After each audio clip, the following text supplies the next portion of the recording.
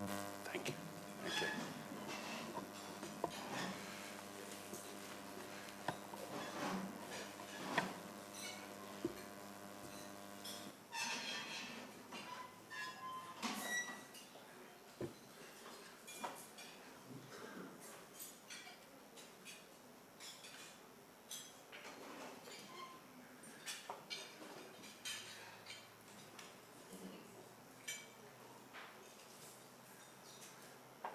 Thank you very much. I want to take this opportunity to extend a very warm welcome to the Equity Group Holdings investors and media briefing covering the performance of the group for last year. We're excited that you're able to join us, and we'll try to bring out quite a bit on the background on which that performance was shared, and particularly on microeconomic environment. I don't want to dwell. I'll give you a couple of slides that reflect the microeconomic environment under which we were operating. But let me say last year was one of the most difficult years in microeconomic environment, particularly if you are a regional operator. It was characterized by significant turbulence, particularly in what one would call currency performance turmoil, exchange rates, particularly not just against the US dollar, but also against the investing or trading currencies of our subsidiaries against the reporting currency, which is the Kenya shillings. It was a situation again that we saw significant devaluation in South Sudan, one of the countries that we have a regional subsidiary where the currency was devalued by 84%. So all these significant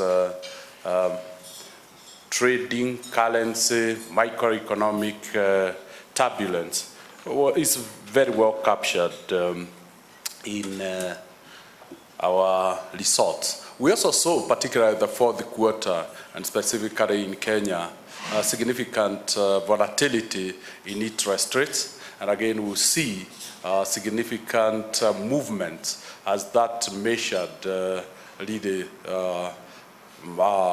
movement, and particularly for investments held for trading. So you'll see again that really measured.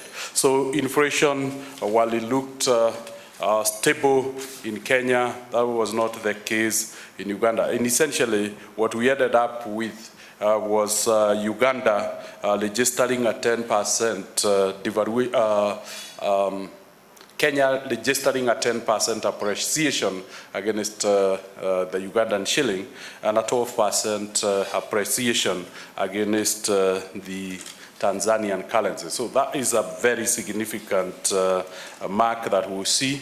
We also saw, for instance, in between June and December, we saw the curve where the peak in treasury bill rates reached 21.5% for 164 days, and 182 days treasury bills peaked at 21.6, meaning that all the investments we had to be revalued to mark that measure. We were impressed that after the turbulence that saw the reserves or forex reserves moving all the way down from 4.7 to 4.1, again being marked by an oscillation in Kenya US dollar exchange rate and a turbulence from 98 to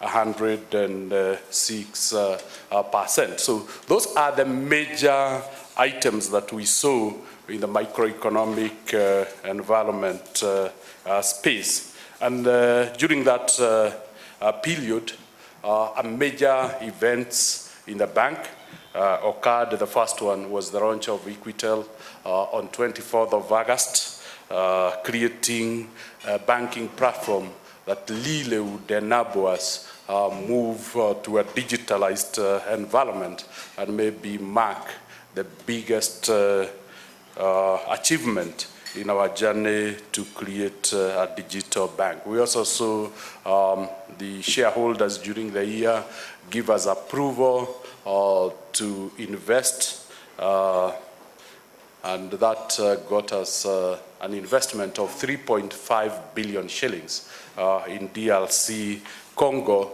increasing the countries under which we are operating from 5 to 6.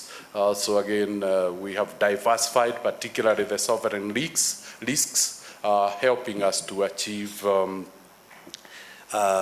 what one would call an element of hedging in terms of microeconomic and volatility, which is for each unit, but more important, hedge against or diversify our sovereign risks across the region.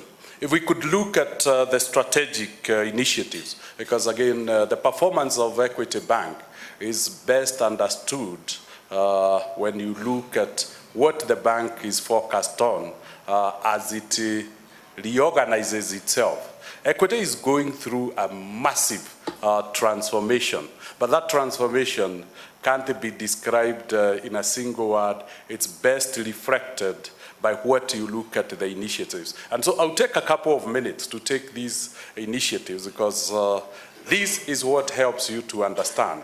These initiatives doesn't focus on the core business, and we'll focus on the core business later and see how funding is growing, how loans are, and how loans are performing. That is very important. Equity has always been very strong in that perspective, as we shall see later.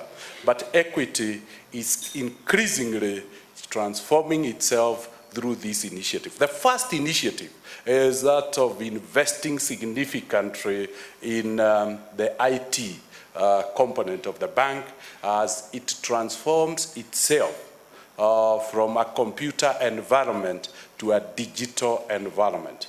And over the last 2 years, we have seen an investment of 8 billion shillings. That tells you maybe the magnitude of transformation.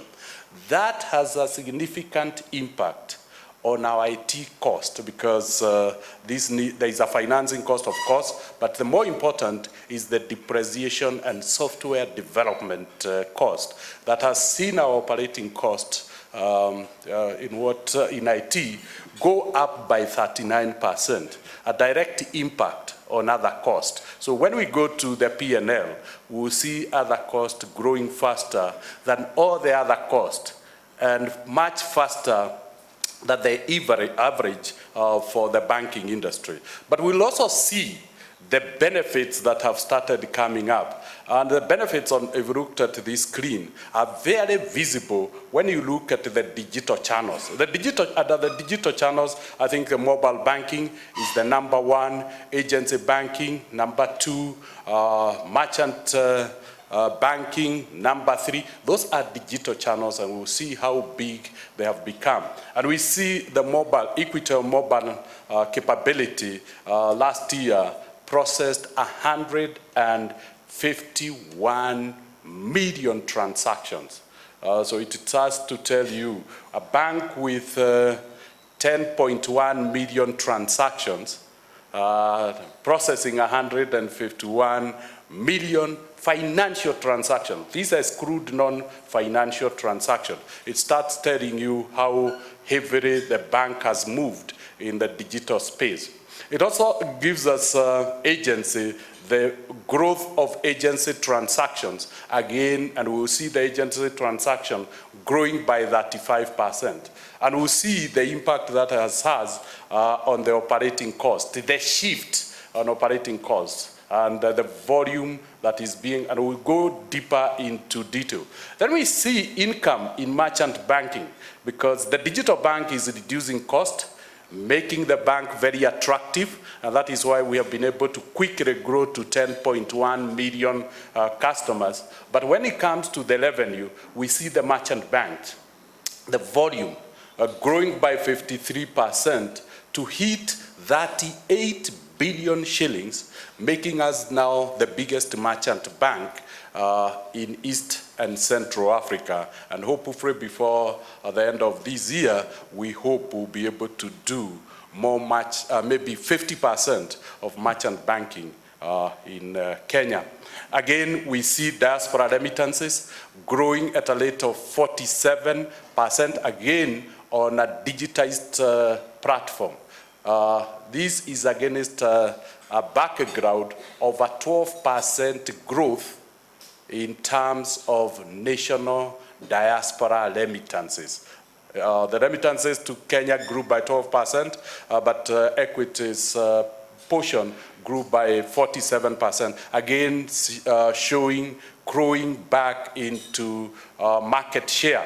And also, again, the platform allowing us to execute on our regional expansion, and we can see the growth rate on the loan book, the growth rate in deposit, and we'll talk a little bit about those numbers and why they are where they are and how bigger they could have been. And lastly, a focus on SME strategy, which is, and we'll see how well the position the bank has got. So if we go and spend about 5 minutes on each, and we, at the center of Equity Bank is governance. We've now completed the transformation. And I'm glad that we did it when we did, because, for instance, we ring-fenced Kenya. Before we did this group holding structure, the events that has happened in South Sudan would have been recorded on Equity Bank Kenya. Because it was owned by Equity Bank Kenya. But I'm glad that we had completed that Kenya is ring-fenced as a regulated entity. And South Sudan events are now at the shareholder level, the non-operating company. And so it's a shareholder issue as opposed. We have, in this governance now, managed to get 2 segments. The strategic team that is driving the bank, and it's in my office. We are 4. We just focus on strategy, nothing else. John started, maybe John, you could start. Ruben, you could stand. And Mary and myself really drive strategy. We have nothing else is thinking. John provokes us on innovations and look at capital allocation.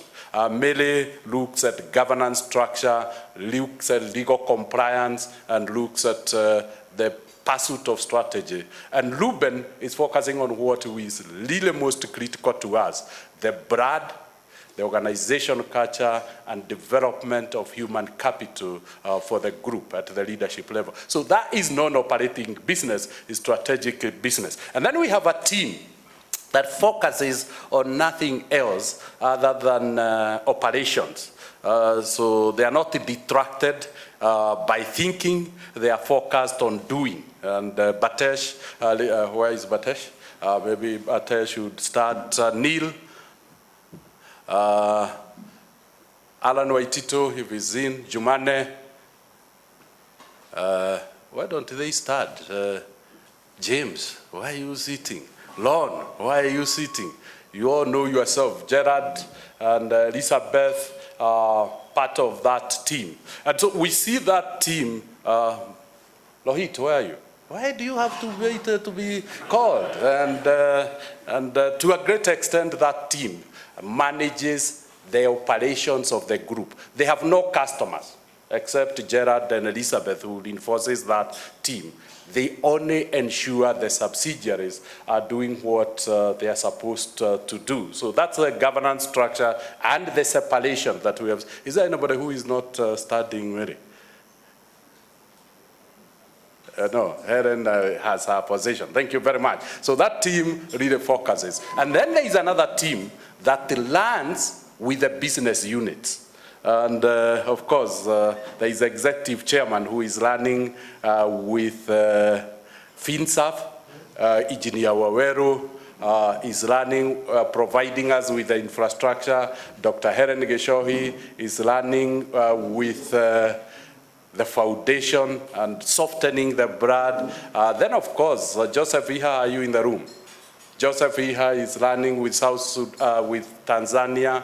Kirobe Samuel is running with Uganda. Paul Getahi is running with South Sudan. So he's here to answer the questions. We are not shy today to answer questions on South Sudan. So these, again, are very good. And of course, we have our latest Celestin running with the DRC Congo. Very good. Anthony, running with the investment bank, is in the room. Very good. Anthony running with the investment group. We have the team learning custodial. Very good. The team learning asset management. They are not in today. Very good. And the last team learning insurance business. So again, that is how we have organized ourselves. So everybody focuses on what their best knowledge. Is there anybody else we haven't introduced? So that's how we have structured ourselves. And this separation has really brought a lot. Why did I introduce Kenya with the corporate team? It's because the corporate team sits in Kenya, and also that we hold them to account for Kenya, given Kenya is still significant. If we look at then that's governance, and we're very happy that governance. ICT, let's look a little bit in detail. This is basically what it means, and that's why we talked about from 8 billion to 16 billion shillings of investment. What is the impact in the P&L? 39% increase in costs. So if you take the total operating cost, other operating cost went up by 21%, but if you reduce IT, you can see the total operating cost of the group would come down to a fairly smaller growth of only 16%, comparable with other costs. I'm isolating this because to a great extent, these will be written off in 3 years. I can then imagine the impact it will have on business once. Going forward, let's see what it has meant in terms of the next thing, the regional expansion. And the regional expansion, we don't need to go deeper into it. We can go to the next slide, and we see now we have linked almost the Indian Ocean to the Atlantic Sea. The center, the heart of Africa is fully covered. The sovereign risk fully diversified, and at least 6 flags flying out in the portfolio. Moving to the next list, we see how the most important thing is seeing the growth rate of the region. We see deposits growing at 28%, loans at 73%, assets at 40%, and profit before tax at 43%. This number would have been very different if it was not the events of South Sudan. And I want to draw you to column 4, where we have South Sudan. We can see what happens to South Sudan. Deposits went down by 50%, matching the loans. But again, loan book went down by 84%.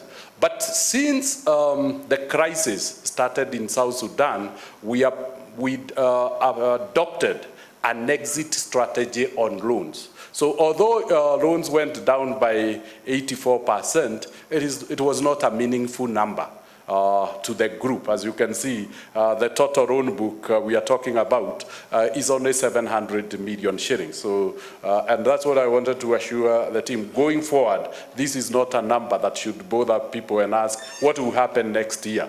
It is only 0.7 of a million. The total loan book in South Sudan. And we can see the total assets in South Sudan shrank by 36%. And again, their profit shrank by 37%. It can't be worse. So I've said, I want to say, the worst that could have happened in South Sudan has happened. And going forward, we think we can really ignore. But lastly is to show the growing contribution of the regional subsidiaries to the group from 21 to 23, from 12 to 17 of the loan book, from 20 to 23. So despite South Sudan, we were able to override and continue to make greater contribution, including profitability. The subsidiaries, despite that, continue to increase their proportion. Moving on, we look at diversification. We had two approaches. The one is regional expansion that deals with the sovereign risk, but in Kenya, it is diversification of business. And we see the investment bank enhancing its profitability by 800%, moving from 15 to 138%. And this is an area that we expect to see significant growth forward. Asset management, as we speak, have now asset under management has now reached 80 billion shillings. So you can expect significant contribution. The brokerage is doing pretty well, ranking either number 2 or number 3 on daily trading, and we also expect that to continue. Insurance agency, again, as we can see, contributing 524 million and a growth of 32%, and we intend to enhance this significantly, and we expect very good and positive performance coming from that area. Moving on, we look at the contribution, and again, I want to single out DRC from 0 to 6% of the assets of the group, and that will continue to be fairly significant. And we have seen South Sudan, as I said, it can't be worse. It has moved from 8.4 to only 4%, and in profit it has moved from 2.6 to 1.6. But the significant thing is to see how South Sudan has seamlessly been replaced by DRC. So essentially, the group can and the transformation the bank is going through, so that you can adjust your projections for the future. We see the future to be driven by the digital bank, not the brick and mortar. When we are unveiling this, we said Equity slowly will move from being a place you go to what you do on your phone and all digital channels. So let's move initially with the lines, the channels that are open, and we see agency significantly moving the volume of transactions from 38 million to 51. But look at the amount of money that the agents have moved during the year, 341 billion shillings. Maybe the amount is not the billion, but the growth, the momentum of growth is what is really and what is happening to the old channels? Look at the ATMs. Number of transactions have started going down. What does it mean? We are now starting to retire the expensive brick and mortar funded infrastructure, where there is a capital cost and there is a maintenance cost. We have started retiring it. And it's not just the number of transactions, even in increasing value of the bank, where the bank balance sheet has grown by 24%, we see zero growth in volume that was dealt with by ATMs. Look at the merchants. The merchants, again, increasing their transaction from 4.6 to 7.2, a growth of 56%, and loan assurers will even experience a better growth this year, as we shall see the channels, the POSs, has increased significantly. But it's the volume that has impressed us most, that 38 billion shillings could be paid through swaps on our POSs.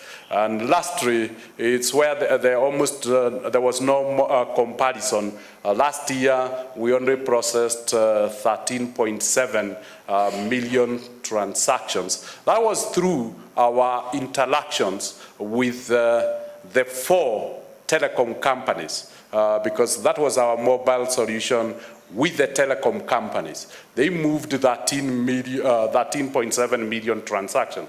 We see Equitel, and we see the graphic growth moving 151 million transactions, increasing our presence in that space by 1,000%. And look at the number of transactions, the volume. It is not just transactions, because these are banking transactions. These are not micro money transfer transactions. The volume suddenly moves from 4.7 billion shillings to 115 billion shillings. And this is only with 4 months. We launched Equitel on 24th of August. So you could imagine what we are anticipating this year and the transformation that this will. I didn't want to give the branch figures, but the branch figures have started to shrink, both in number of transactions and significantly. But that will be a debate for next year, where it will be really very clear the trend. But we'll see what has started happening on cost associated with the branches, and particularly when you talk about staff cost. That is what will be an indication to you what has happened. I've been in the bank for the last 25 years, and for the first year, I witnessed a reduction in staff costs.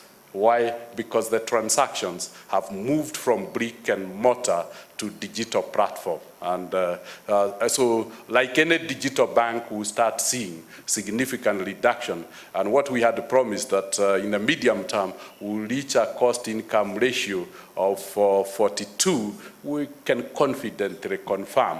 You don't need to wait for too long. Moving to the next slide, we start now seeing, these are the comparisons of what has happened to the branches. That's why I said, so to look at it, 5 years ago, 2011, the branches were doing annually 28 million transactions. Despite the growth of customer base from 4 million then to 10.1 million, the branches have only dealt with 23.8 million transactions. And that's what explains to you why there is no growth in staff numbers. And we have seen the ATMs, which used to deal with 34 million transactions, has gradually been declining, and now we are at 30. We are retiring the old infrastructure, the brick and mortar infrastructure, which has a fixed cost component, to infrastructure, as we have seen. Agency, by that time, 5 years ago, 5.7 million transactions, and we see that has grown 10 times to 51 million transactions. But exciting one is Equitel, in 6 months, grew by 10 times. From August 7.8 million to 79, call it 80 million transactions. So, and we can see the battle is no longer physical, the battle is virtual. And what do we see? Enormous convenience, enormous reduction in cost of operating the bank. And we can move on a little bit. That is the growth in just that short period. That's how quickly the growth, and this one we have done on a month-to-month basis. And we can see the growth both in number of transactions by the line graph and the bar graphs, the volume that they are handling. And I want to really emphasize this because this is the turning point. We believe we are on the verge of turning point where we start slowly retiring the physical infrastructure. If you look, we have 173 branches, 270 in the region. And now we are saying those branches with rent, electricity, water, huge number of staff, 9,000 staff, the model is changing. I think the biggest challenge, and that's why human capital have been brought to my office with Ruben dealing with it, is because it's a strategic shift. Moving on, we see the linkage because, and this proves we were not going to telecom. We were accessing a channel. For every SIM, you can see we have issued by December 1.7 million SIM cards. You can see 90% of those SIM cards are being used for banking. And we saw the volume that they are transferring. So our telecom strategy was acquisition of a channel that we can have control over and which we can make secure to do virtual banking. So to allow digitization of the bank. Reliability of the channel is critical. The experience of the customers on the channel is critical, and we wanted a channel that we can control and determine the type of experience that the customers would have. Moving on, we see, and this is now why we said we debate about branches will be very significant. And we can see the launch in August. The number peaks significantly. And if you look, maybe the yellow color at the bottom, or orange, represents the number of loans during the year on a cumulative basis that were processed in the branches. And the right color, very light, I would call it what? Beige or beige, very good. If it is beige, I'm sure, I hope we are not both wrong. Or cream, whichever way you want to call it. It's cream. Helen says it's cream. So essentially, that represents the number of loans that were digitally processed, where there was no human intervention, there were no guarantees, there was no paper. You applied a loan on your phone, it was granted within 2 minutes, and you used the money. We didn't use paper, you know, bank letter of offer, 4 copies. That has disappeared. You can start imagining what will start happening to printing and stationery. Because I think unless we really pinpoint these, people will not see what we are seeing and why cost-income ratio. So why are we excited about the digitization? Because it appears customers have been waiting for this kind of a bank. Only 533,000 customers chose to go to the branch to get a loan, while 1.9 million customers opted to apply the loan from their phones. So it's the easiest thing is we don't have to market it. Word of mouth is carrying that. So again, there is no marketing cost to introduce digital banking. It's by word of mouth. And so again, we are seeing significant reduction. And that is why the channel is very important, because the experience of 1.9 million customers would determine the level of advocacy and the ease at which they are able to navigate in their own application. And we're very excited. This year, these numbers are very different. I think now we have reached, Elizabeth, 92% of all your loans on daily basis are on Equitel. But it's not the numbers that are exciting us. It's the volume. We are now reaching 30% of the loan value being disbursed online. And that is where the tipping point is. By the end of the year, we believe in volume of 50%. What does it mean? We are not dealing with microtransactions. The average loan has moved for 1 month to 7,000. not the mobile telecom loans of 2,000, 7,000. 3 months loans have moved to an average of 40,000, and 1 year they have moved to 120,000. What does it mean? All consumer loans, agriculture, micro, all those are now put on the digital platform. And that is the bulk of the number that needed to go to the branches. It's the convenience which we have delivered to our customer base that so far on this platform, you can process a loan of up to 3 million shillings. So again, what it means is that you can go shopping, you see a TV, you see a fridge, you put them on your car and pay by a loan, not by what was in your account before. And if it was the old days, you could walk away from Toyota Kenya with a Toyota car on a loan processed through this device. So particularly in-shop, loan processing will become very significant. What John tells us is called physical fulfillment. You see an asset and you physically are able to go with it. So essentially, this is one of the most important slides that we could. And if we look at the loan volume, what we said, the next slide, we see that the volume has started picking up. By last year, we had done 8.5 billion.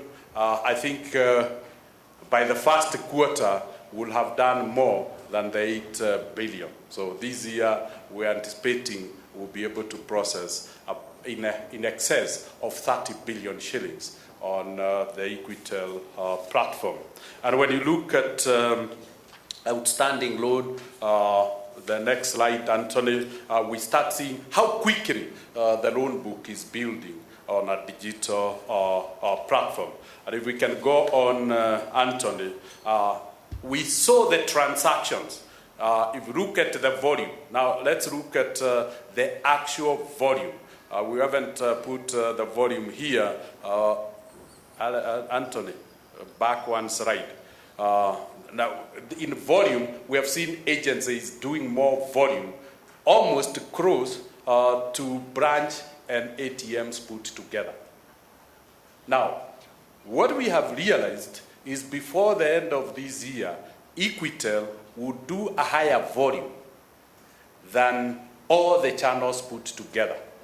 At the moment, Equitel is processing about 1 billion shillings of value of its transactions and is doing 700,000 transactions per day, 400,000 being non-financial and 300,000 being financial.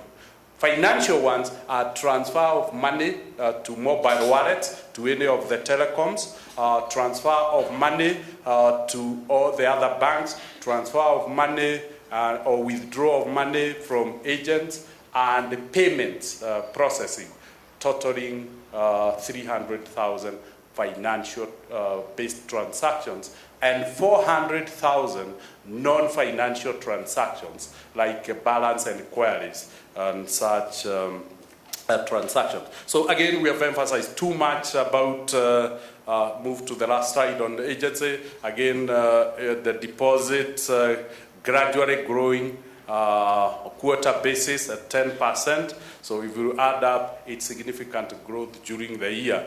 The emphasis is we don't want analysts and investors to miss the turning point of the bank, because we hope this will bring... Let's go now to more heavy subjects. There is a lot of debate in the country about corporates and enterprises. And we want to say, it appears we are always at the right place at the right time. In the 90s and early 2000, when Kenyans were told you are no more longer bankable, where you belong, we were there. and they build equity, and we experienced very rapid growth. It appears now the corporates and large enterprises, there is a lot of uncertainty in the air.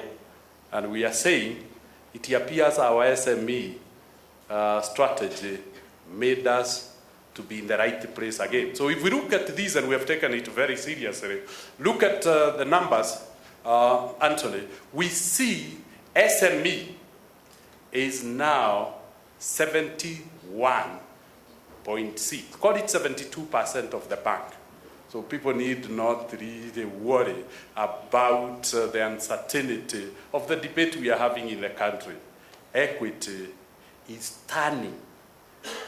As the small transactions, as the micro, as the consumer, as the small and micro enterprises go virtual, we have turned the branches into SME branches. Instead of waiting the brick and mortar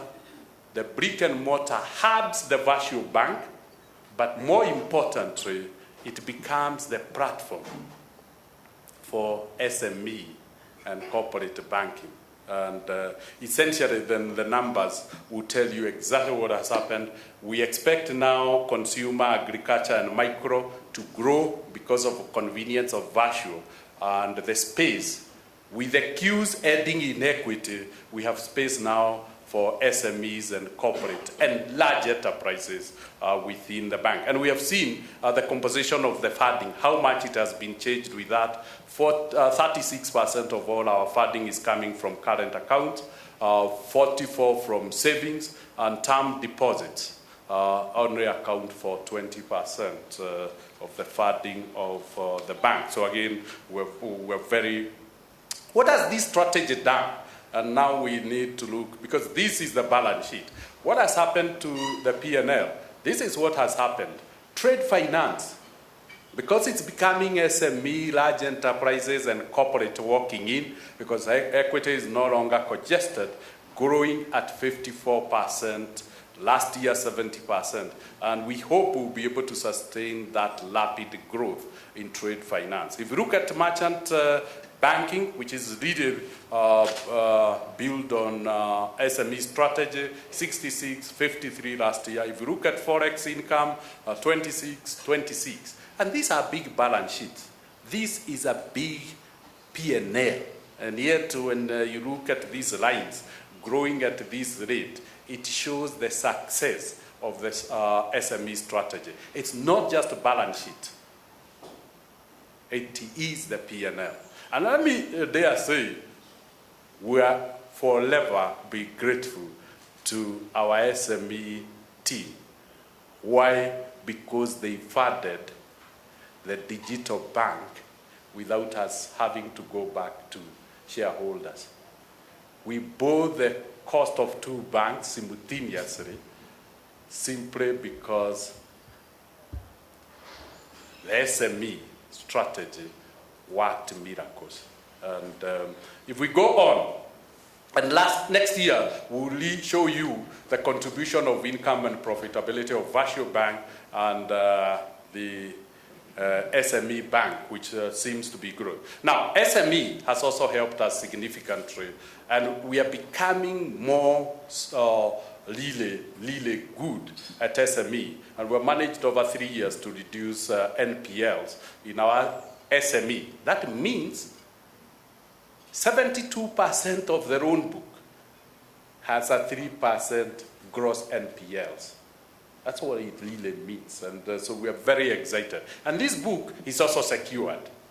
This is not unsecured lending. This is secured lending. And that's why we see the stability, and we're very confident about the future. Why? When you have this type of quality of loan book at the core, then you become very, very confident. And moving on, if we move on to funded, and we can see how it has sustained funded and non-funded. 39% of the income is already realized. And 61% of the income, the only risk is on 3%. And again, we are very confident going forward, the bank will be. And we now see it's no longer transaction. Remember, and this is also a very interesting, when we pushed the transactions to Equitel, we lost all transaction income. Why? Because we offered services for free on the Equitel transfer. Transfer of money from one account to the other to the agent is for free. To other banks up to the gate is for free. So we lost all the revenue. And remember before, but that revenue has been replaced by fees and commission that has come through the SME strategy. And again, the withdrawal transactions that we used to charge in the branches, again, we gave that income, or we shared that prosperity with the agents. It's the agents now who charge, not ourselves. So again, you can see we replaced 50% of our income, which used to be in transaction, with commission income without anybody noticing the seamless transition. And that's why I said huge transformation in the bank has happened. And hopefully, in the fullness of time, as Equitel becomes successful, we'll see transaction income starting to come back. And again, if transaction comes back, if virtual banks start contributing to income, then the bank will be very, very profitable. And looking at, these are the most famous slides. Despite the turbulence that we discussed earlier on, and said the volatility in interest rates, where treasury bills moved from 9 all the way to 22%, we marginally, remember what endeared equity significant trade to the Kenyans. When we withdrew the notice to increase interest rates, so there was just marginal increase that we had done in June for 1%. So yield moved from 12.7 to 3.5. That is the only increase that we did. And because of the turbulence, we talked about interest rates. You can see what happened. Some people assume banks increase interest rates. Banks don't increase interest rates. It's the market that increases interest rates. As we can see, the yield from 2.7 is only 0.7. But you can see the 0.7, 0.5 is taken up by the fathers. So it's simply banks don't increase. It's the market that increases. If the depositors increase the cost of deposit, you pass it over to the borrowers. That is a market mechanism. It's not a bank sitting and suggesting to increase interest rates. So what happened? We saw the only thing that increased is our net interest margin, increasing from 10.2 to 10.5. That's all. And I thought this graph really reflects the debate that is always with the case. That is an emotional debate, not a reality debate. This is the reality. It's pricing is a market mechanism. The banks didn't reap much from that. It was turbulence, and it's really intermediation.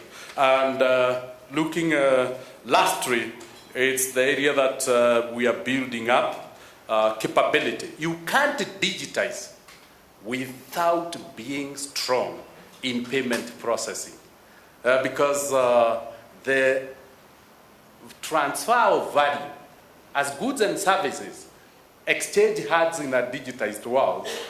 The process of value changes from one account to the other in an electronic form, and we refer that as payment. To be able to be successful, what we really focused on is payments. And looking at the other slide, we decided not to make closed loops. So what we did was to connect the bank to international payment gateways, whether it's American Express, whether it's Diners Club, JCB, Japan, Union Bank of China, Visa, MasterCard. And we can see the impact the two have had. the volume of transactions that they are processing to enable completion of digital transactions, settlement of exchange of goods and services. And that volume, as we can see, is growing above 50% sustained for 2 consecutive years. But the good thing is, because this is not our Equitel platform that is for free, the commission has also grown at the same rate and contributing significantly. And this is where we think the payment space in the digital world will make this bank very, very profitable, because only out of 10.1 million customers, only 1.6 million customers are already active.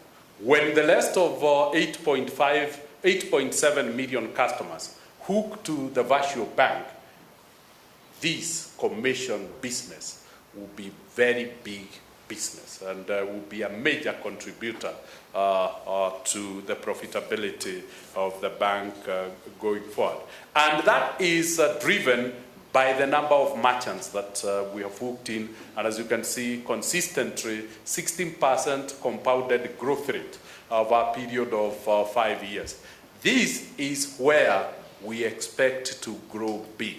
And basically what the bank did is to make payments a directorate. Payments was a department in the bank, and that is what made us request LoanWeb to join us from Paynet Gateway and come move from, so it is like a whole subsidiary that we have created to do payment so as to complete digital transactions.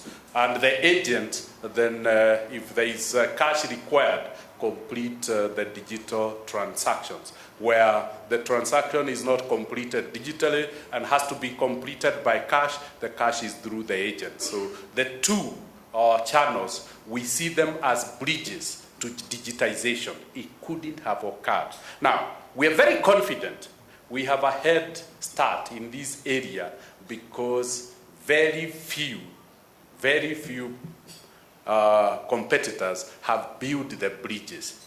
You will not succeed in a digital world without bridges. And if you rely on telecoms, then it becomes even increasingly difficult because telecoms are closed loops.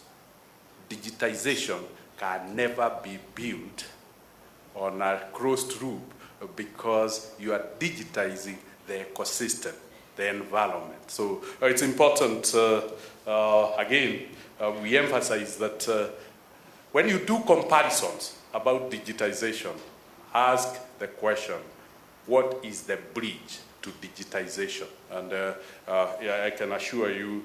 The last one is, again, to globalize digitization, then we focused on international payment systems, and that brings in diaspora.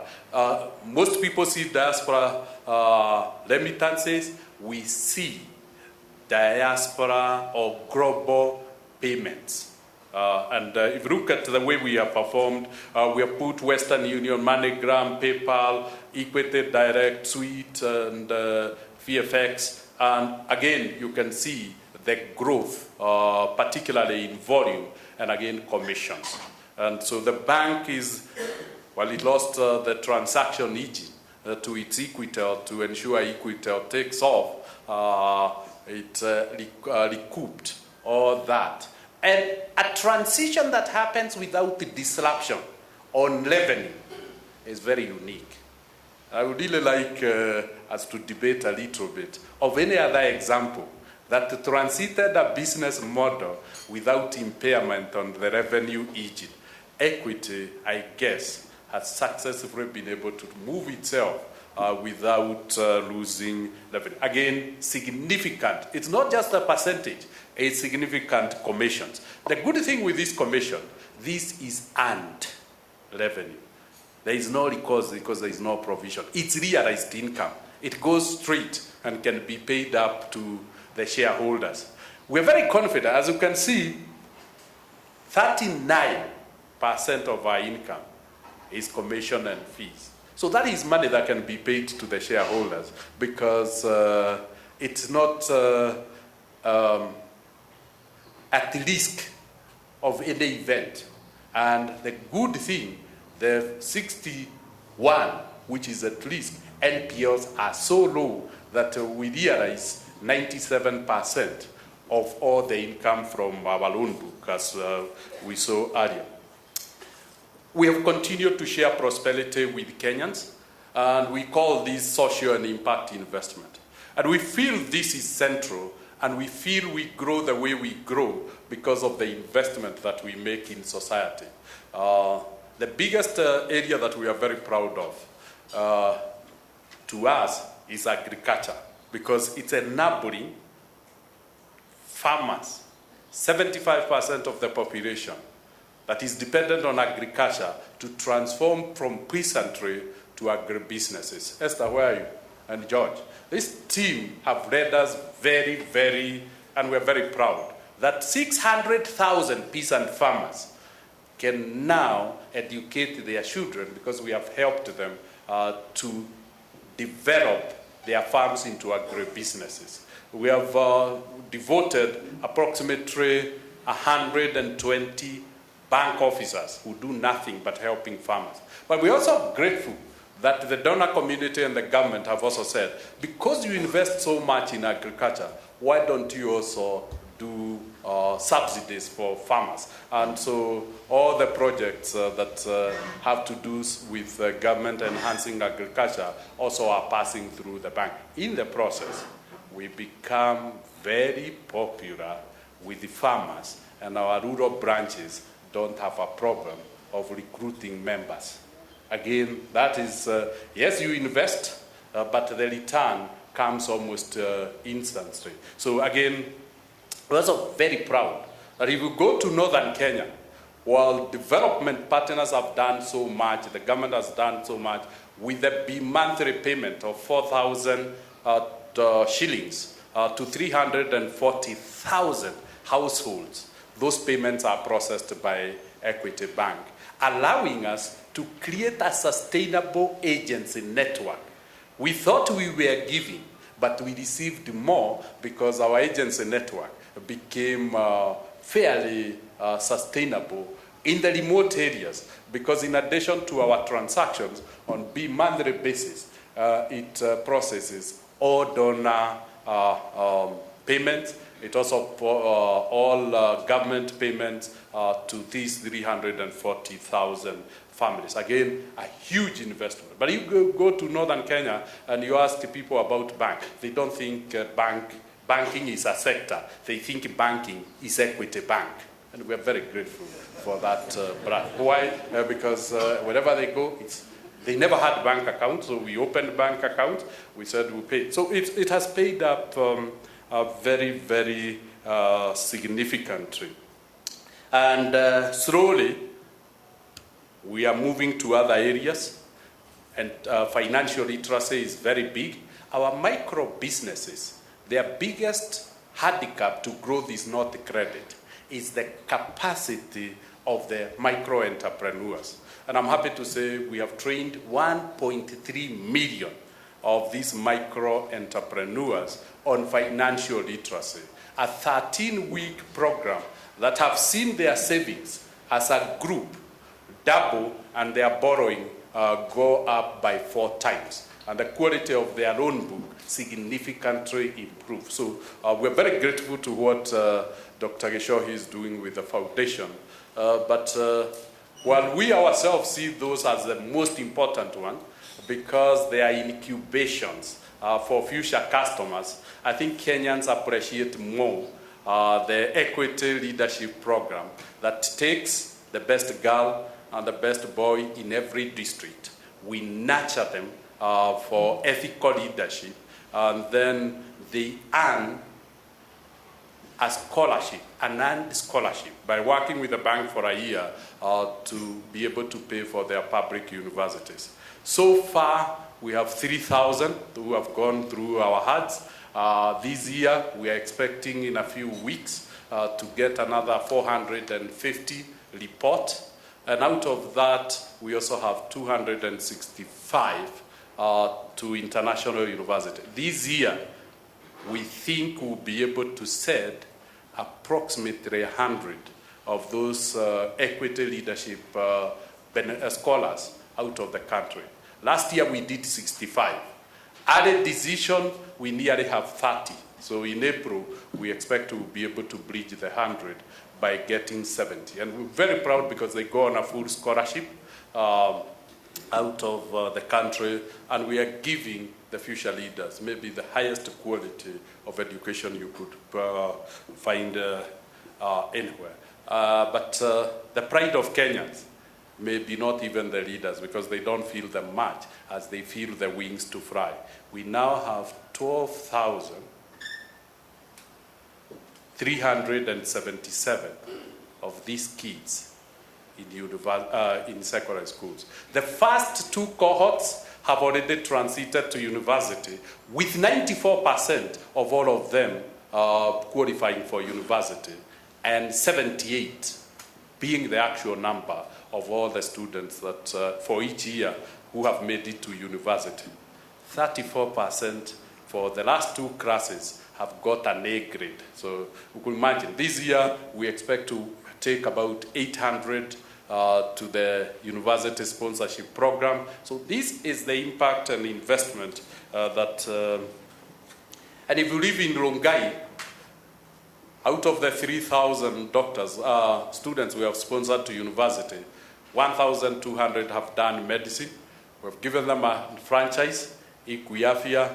The first clinic is opening in Rongai on 3rd April. 3rd of April, it opens up, and it starts ethical doctors, affordable health will be offered. We hope in 3 years, we shall be able to have 300 clinics around the country to complement the government program. So huge, massive investment worth $200 million.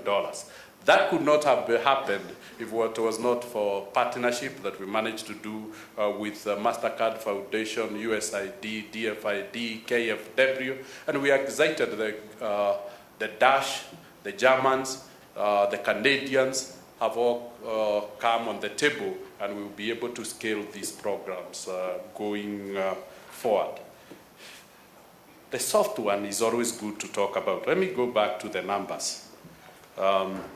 And the bank continues to perform exceedingly well globally. As you can see, still 2015, we were among the top 10 best banks in the world on return on asset, and among the top 20 banks, the best bank. Where did we lose our position for? On return on assets and return on capital. It's because of what we saw in subsidiaries. All these subsidiaries are new, they are greenfield, so their cost-income ratio is still about 80. So we'll be able to regain our position within the next 3 years or 2 years. They now have moved to at least 1.5% return on equity, all of them. This year, we believe all of them will be around 2.5, and by next year, then we should be able to come down below number 5 in terms of return on asset and return on equity. The good thing, we continue even in that turbulence. This rating by GCR is based on December, and we continue to have the best rating you can get from GCR. And we are very excited. And for the customers, they continue to experience the best bank in whichever segments they are doing. If they are agency, it's the best agency network. If it's micro, it's the best micro segment that you can get in the country. If it's SME, the best. If it's retail, the best. If it's large banks, tier 1, the best. And overall, the best. So we're very excited that the BRAD doesn't just focus on quantity, but more importantly, about quality. Moshiri is reminding me to say that our equity insurance agency is now the biggest insurance intermediary in the country. The brokerage is the biggest brokerage, and not brokerage, custodian, and brokerage are number 2. So I think it's good to put them where they are to inspire them to become number 1. So that is we hold ourselves to high standards in whatever we do. And as we said, strategy, innovations led by John is in my office. He's also doing very well. Most innovative bank and best mobile payment solutions and best mobile solution. And as we said, governance is also taken seriously in the bank. It's also in my office, and you can see what they focus on. We are the best bank in transparent pricing, or pricing transparency, and in terms of brand, again, Luben. So what excites me is John is number 1 in his area, Mary is number 1 in her area, and Luben is number 1 in brand building in her area. So it is, what is Equity's most then important asset is the human capital. Equity is what it is because it has the best human capital in the world. I wish analysts and investors will one day help us to price this asset that doesn't appear on the balance sheet. If I was an investor, I would be willing to pay a 50% premium for this asset. Now, this is the rationale why I would be willing to pay. We saw Equity is still the fastest growing bank, and I will give evidence. Growing double the rate of the banking industry in Kenya, and giving the highest return on asset in the country. Rarely do you get such a combination. Fastest growing, highest growth, highest return, and highest quality. That is an investment worth paying a premium for. Because brand is very important. The social brand of Equity is worth billions of shillings. If you look at the softness of the Kenyan population towards Equity, particularly because of the Wings to Fly program, how much would you be willing to pay for that impact in society? Would really like to be assisted to value that because we would like to put it on the balance sheet. And more importantly, to the P&L in what one would call a premium value. It appears you have an idea. We'll pick you up after this. Let's close on the call. We've been talking about strategic initiatives. Sorry, Philip, I didn't also introduce you. We now have focused on very specialized SME. While Lohit, he leads corporate, large enterprises, and large SMEs, Philip has come on now to develop small, medium, and micro businesses. So the bank has 3 banks on the asset side: large enterprises and large SMEs, medium, small, and micro, and then the digital bank.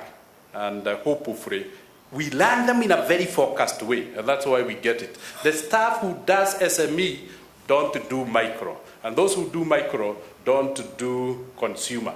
You focus on what you do, and we'll see what that has done. So let's look at the balance sheet. And this is what we were saying. Look at banks that have already published results.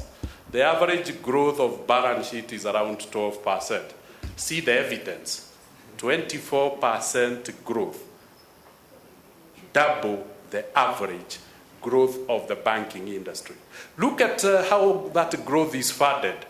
The good mix, deposits, 71%, shareholders, only 17%. Look at optimization on capital.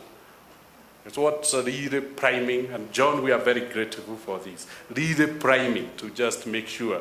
And look at, again, Mary's contribution, 10% is long-term liability. We are leveraging on the liability side to grow the bank. And that essentially will tell you, when you go to the asset side, the stability.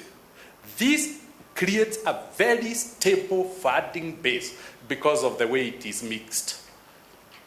Long-term lenders and capital, medium-term and short-term depositors funds. So we are certain about the stability of the bank. We are certain about the liquidity. And we can, as a result, operate at an optimal liquidity position.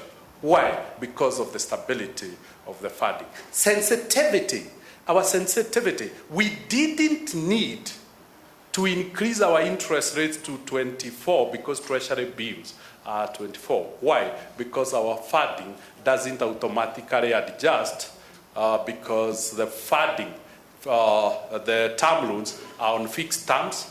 Shareholders, they only want the dividend. And as we saw, even customer deposits, current accounts and savings contribute 80% of the funding. This, again, is the biggest asset, the core, but the intermediation has.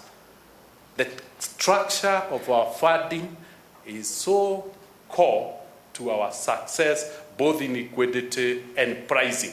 And that's why we can always, and we have for the last 3 years, been named the bank with the lowest charges. This is the secret, that the liability side is not tied to the volatility of the market on a one-to-one. It is tied on a basis of 1 to 5. Only 1 out of 5, that is the 20% term deposit, fluctuates with the market. The rest don't add, disjointed with the market, volatility. That's the word, it is disjointed. I'm saying this because investors need to understand and not miss the next biggest opportunity we have in the country. If we move on that deposit, and this is the interesting, look at how it is growing. It was not a one-off time, it sustained for a long time above the market. So again, that's what I was saying, a sustained growth rate higher. And as you can see, we now have 10.4 million customers. These are not mobile accounts.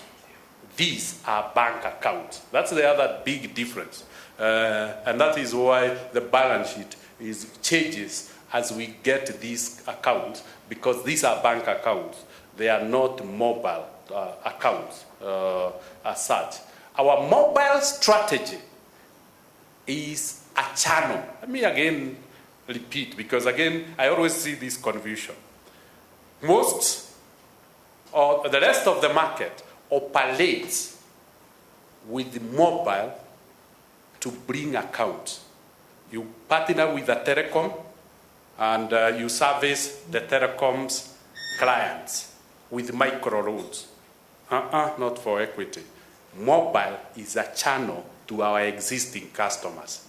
That is the difference. It's a channel of transacting. And that's why the balances, whether it's loan, whether it's deposit, are high. So we don't have mobile accounts. What we have are bank accounts. And that is why our mobile channel is not restricted. It can transfer $1 million, it can transfer to any bank account because it's a bank channel. It can connect to global payment systems, it can connect to cards. Why? Because it is a bank channel, not a mobile channel.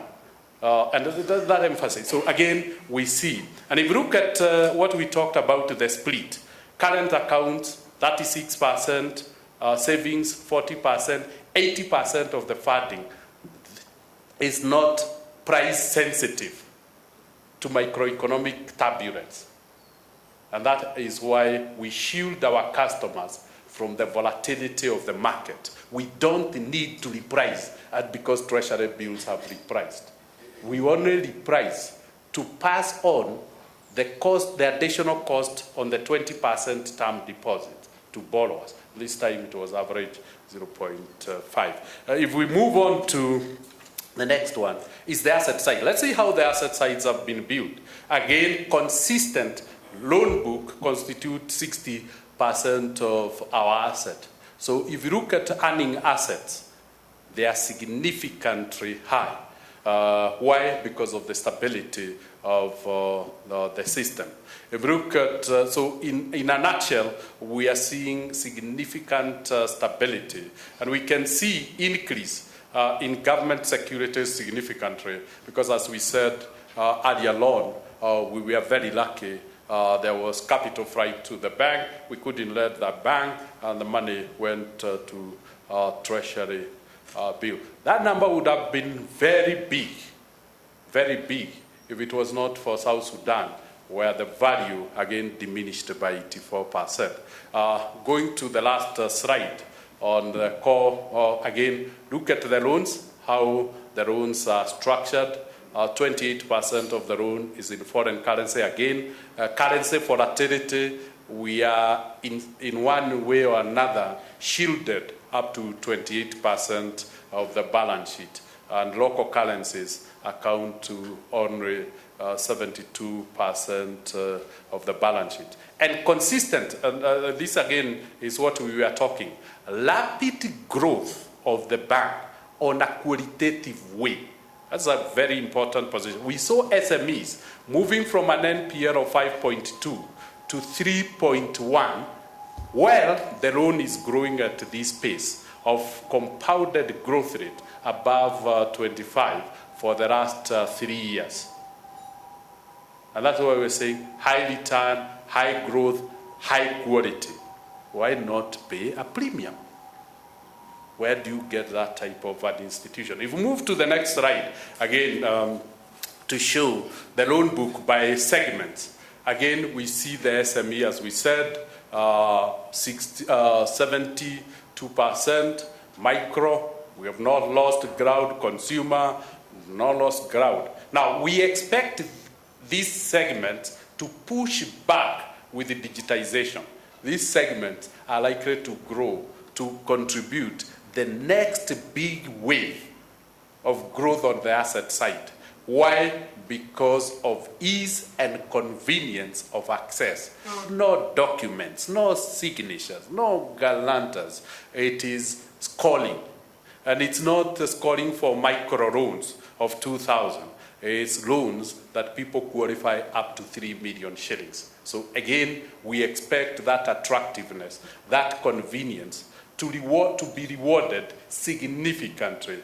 And we might see somehow we expect SME to be pushed back maybe to approximately 65% from 72 this year. Those are the projections within the bank. And we can see again the growth. And as I was saying, let's again highlight. No, you are moving too fast. Let's highlight what happened. We had last year South Sudan contributing 2.1 of the total loan book. It has come down to 0.3. And that's what I'm saying. There is no risk for the future. It's only 0.3 of the balance sheet. DRC last year was 0. It's now 5%, which is double the contribution of South Sudan. We always happen to almost be on the right place at the right time. Before South Sudan crisis, DRC comes up and double the contribution in their own. And again, you can't feel it as from an investor perspective. You can feel it, as we shall see, in reserves, where the valuation reserve will hit, but it's a one-off, not going forward. Going forward, DRC, the loan is in US dollars. That explains the spike in US dollar. The margin in DRC are 18%, so in US dollars. So that's why I said sometimes we happen to be at the right place at the right time. Or we are lucky. Or Kenyans play for us because of our social investments. So really, sometimes when you do good to society, society somehow plays for you and miracles continue to happen. And lastly, If we go now to the next slide, how does all this balance sheet? Now, this is the most interesting slide. Those who remember, our traditional NPLs are at 3%. Over the last 2 years, we have been struggling with 2 loans that made our NPLs to stabilize at 4. This year, if you look at the P&L, we decided to take a hit and write them off. So after writing them off, our P&L has come to where it has always been, the traditional level. Kenya, where it was below 3%. Kenya, we expect to go back to 2.6, where we have always stabilized. And you can see, why are we confident it's stable? Because it has been stable during the time of that 2 loans. It has remained stable at 4. So if we go below 3, we'll be stable at below 3 into perpetuity. Why is the group higher than Kenya? It's because of South Sudan, again, and which is almost fully provided. We don't have any provisions to make going forward in South Sudan. So again, that is the quality of asset. So 3 things we have seen: high quality loan book, high yielding asset, and high liquidity, and stable, very stable funding base. And we'll see the consequences of having such a scenario. Move to the next slide. Again, look at NPLs. This is something also we are very proud of, that we don't perform well because of other provisions. If you look international financial reporting standards, 64%. And again, despite the write-off, our coverage increased. Our central bank coverage now at 93%. So again, despite the write-off. So what are we saying? We're telling our shareholders there's nothing really to worry about. Liquidity is good. Quality of loan book is good. Provision is adequate. Funding is stable. The agent is providing more cash than required for business, as we can see in the next page. If we move to the next page, the financial performance. Let's look at it. Balance sheet, deposit 23%, equal to the growth of the balance sheet. It's equities balance sheet. Another phenomenon is liability funded, and funded through intermediation. Its depositors it's always grow. It's liability driven, not asset driven. So we never struggle with liquidity. Why? Because the balance sheet growth is always underpinned by deposit growth, and shareholders can retain reserves. If we go to how they are, that funding is applied to the next page, again, it translates directly. Whatever we get from deposits, it's taken straight to the loans. 26%. Why? An efficient system is in place. It grows slightly higher than loans. Why? Because the quantum of 23% growth in deposit is higher than the quantum of 26% growth in loans. That's why loans will always grow a little bit higher. And as we said, the government securities is because what was our strategy in South Sudan and why we are not worried? Our deposits in South Sudan are less than our central bank balances in South Sudan. So there is no exposure. Depositors can be paid, if we were to close, each of them would be paid straight from the central bank account. And that really guarantees that there is no hanging crowd. But the 84% diminution in value or depreciation cost all that money in central bank because it was in treasury bills again to shrink very significantly. And out of this, then we look at the most critical aspect. How is the capital ratios? And these are the capital ratios. As you can see, capital is stable despite the 24% growth in balance sheet, 23% growth in deposit. The capital position remains stable. Core capital to risk-weighted asset remains at 14.6 against 10%. A buffer adequate of 400 basis points, adequate for all practical purposes, because we can see the cash coming in through shareholders' retained earnings, 13% covers the 23% growth in deposit. And we see the same total capital to risk-weighted asset. This is after the adjustment where we brought operational risk and we brought market risk. That explains that small adjustment. And so again, we are really comfortable. If we go to the other ratios, next slide, Anthony, we see return, again, stable returns consistently despite, and we see Kenya, because of the de-risking that we talked about, it's now started to fire significantly, and we expect Kenya, as you can see, return on asset and return on equity. And despite the subsidiaries all being young, they have not impaired group return. It's still maybe the best in the market. And that then introduces us to the P&L. And let's see what happened to the P&L. Interest income grew by 23%, almost equal to the 26% growth rate in loan book. The spike in interest cost of 0.5 explains the 51% growth in interest expense. And of course, the subsidiary, Tanzania, Rwanda, because of entry, their cost of funding is still high. But net interest income grew by 17%. Look at the non-funded income.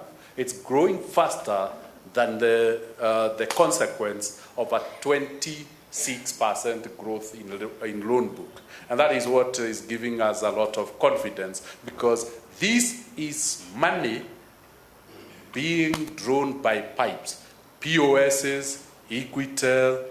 So it is something that is guaranteed.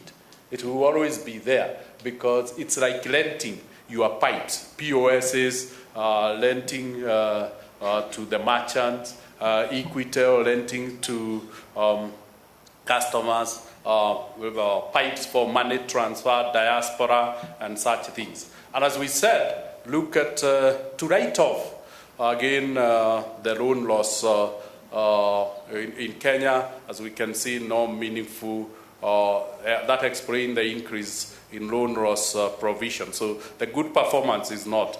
Look at staff costs, what we were saying.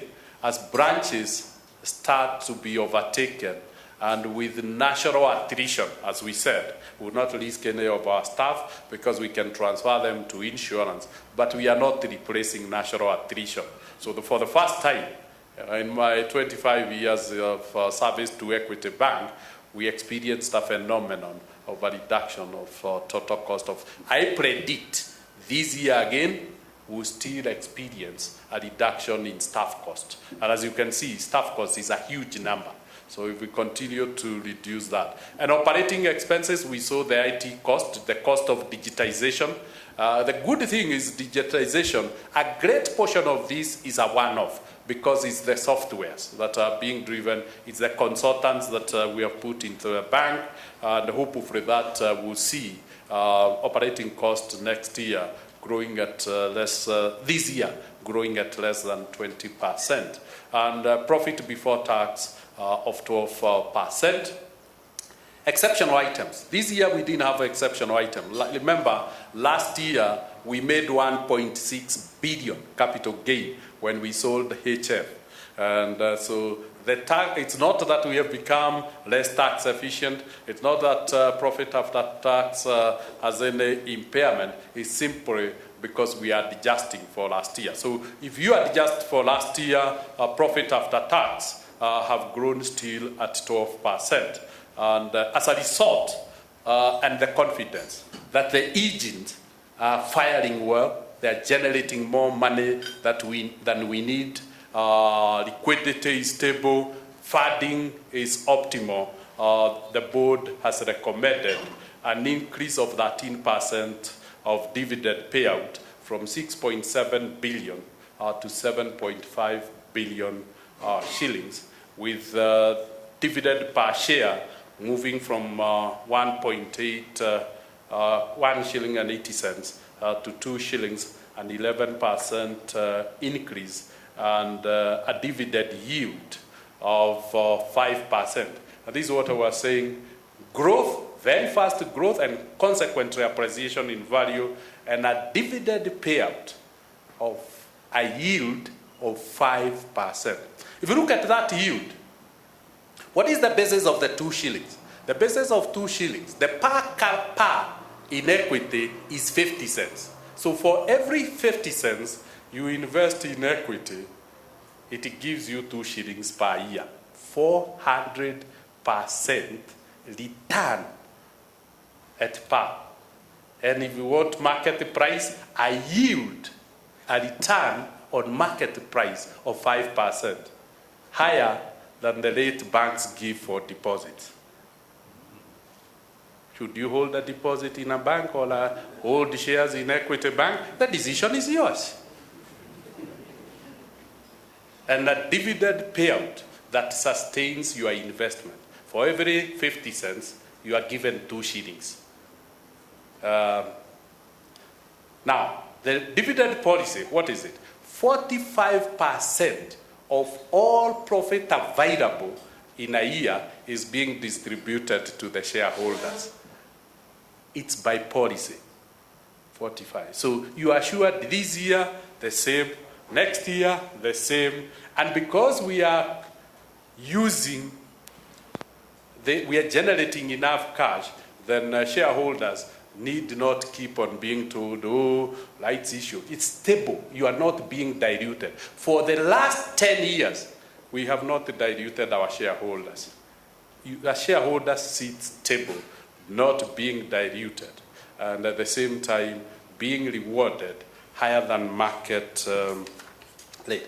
I think I would stop there, but let me put one more slide. Maybe go to the next slide. A cost-income ratio. Again, we have seen now Kenya has taken off, 48, 47. This year we expect Kenya to be at 45, and the group will now start coming. We saw it was once of provision to take off the write-off. The write-off in actual numbers, when you go to the detailed P&L, was 2.6 billion. It was a once-off. It has been there for the last 2 years, that holding NPLs higher than it is. So we expect that if we move to the next slide, again, ratios are there. So we'll give you a copy of all this. It's already posted to the investors portal, so you can withdraw, you can do that. But let's see whether we can get South Sudan, Anthony. Just the slide on South Sudan, this is what happened to South Sudan, because people are really talking a little bit about us. Because of 84% devaluation, our cash and cash equivalent shrank from 37 billion to 16 billion for reporting purposes.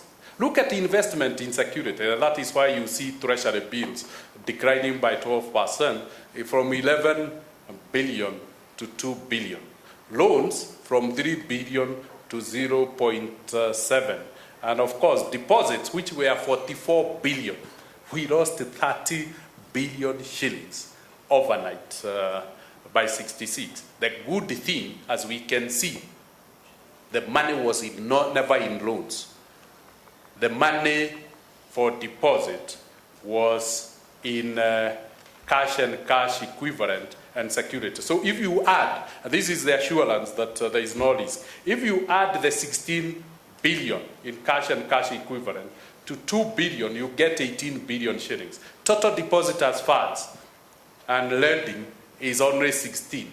So what was at risk was the 5 billion that we held in shareholders' funds, which was reduced by devaluation to 0.9. How is this treated? It's there in comprehensive income. We experienced not just these, but because of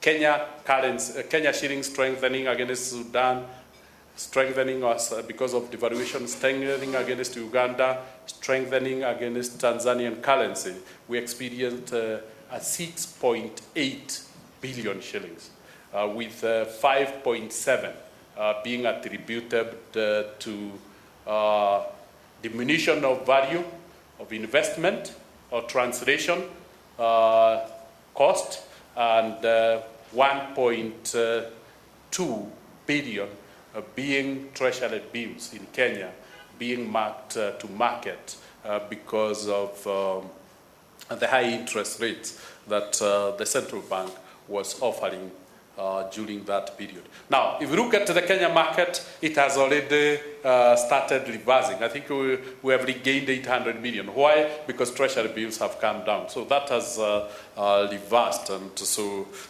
it had been treated against reserves. I think I'll stop there and seek if there is any clarification. I decided to preempt questions on South Sudan with that slide so that we can deal with important things going forward. Thank you. Thank you. Thank you. Thank you very much.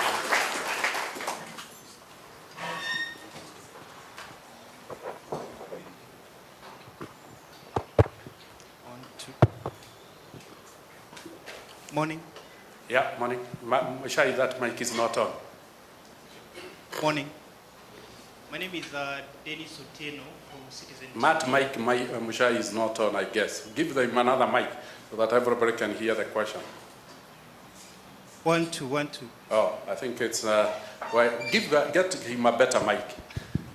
And if it's a better mic, hold it close. Morning. Yes, we can hear you now.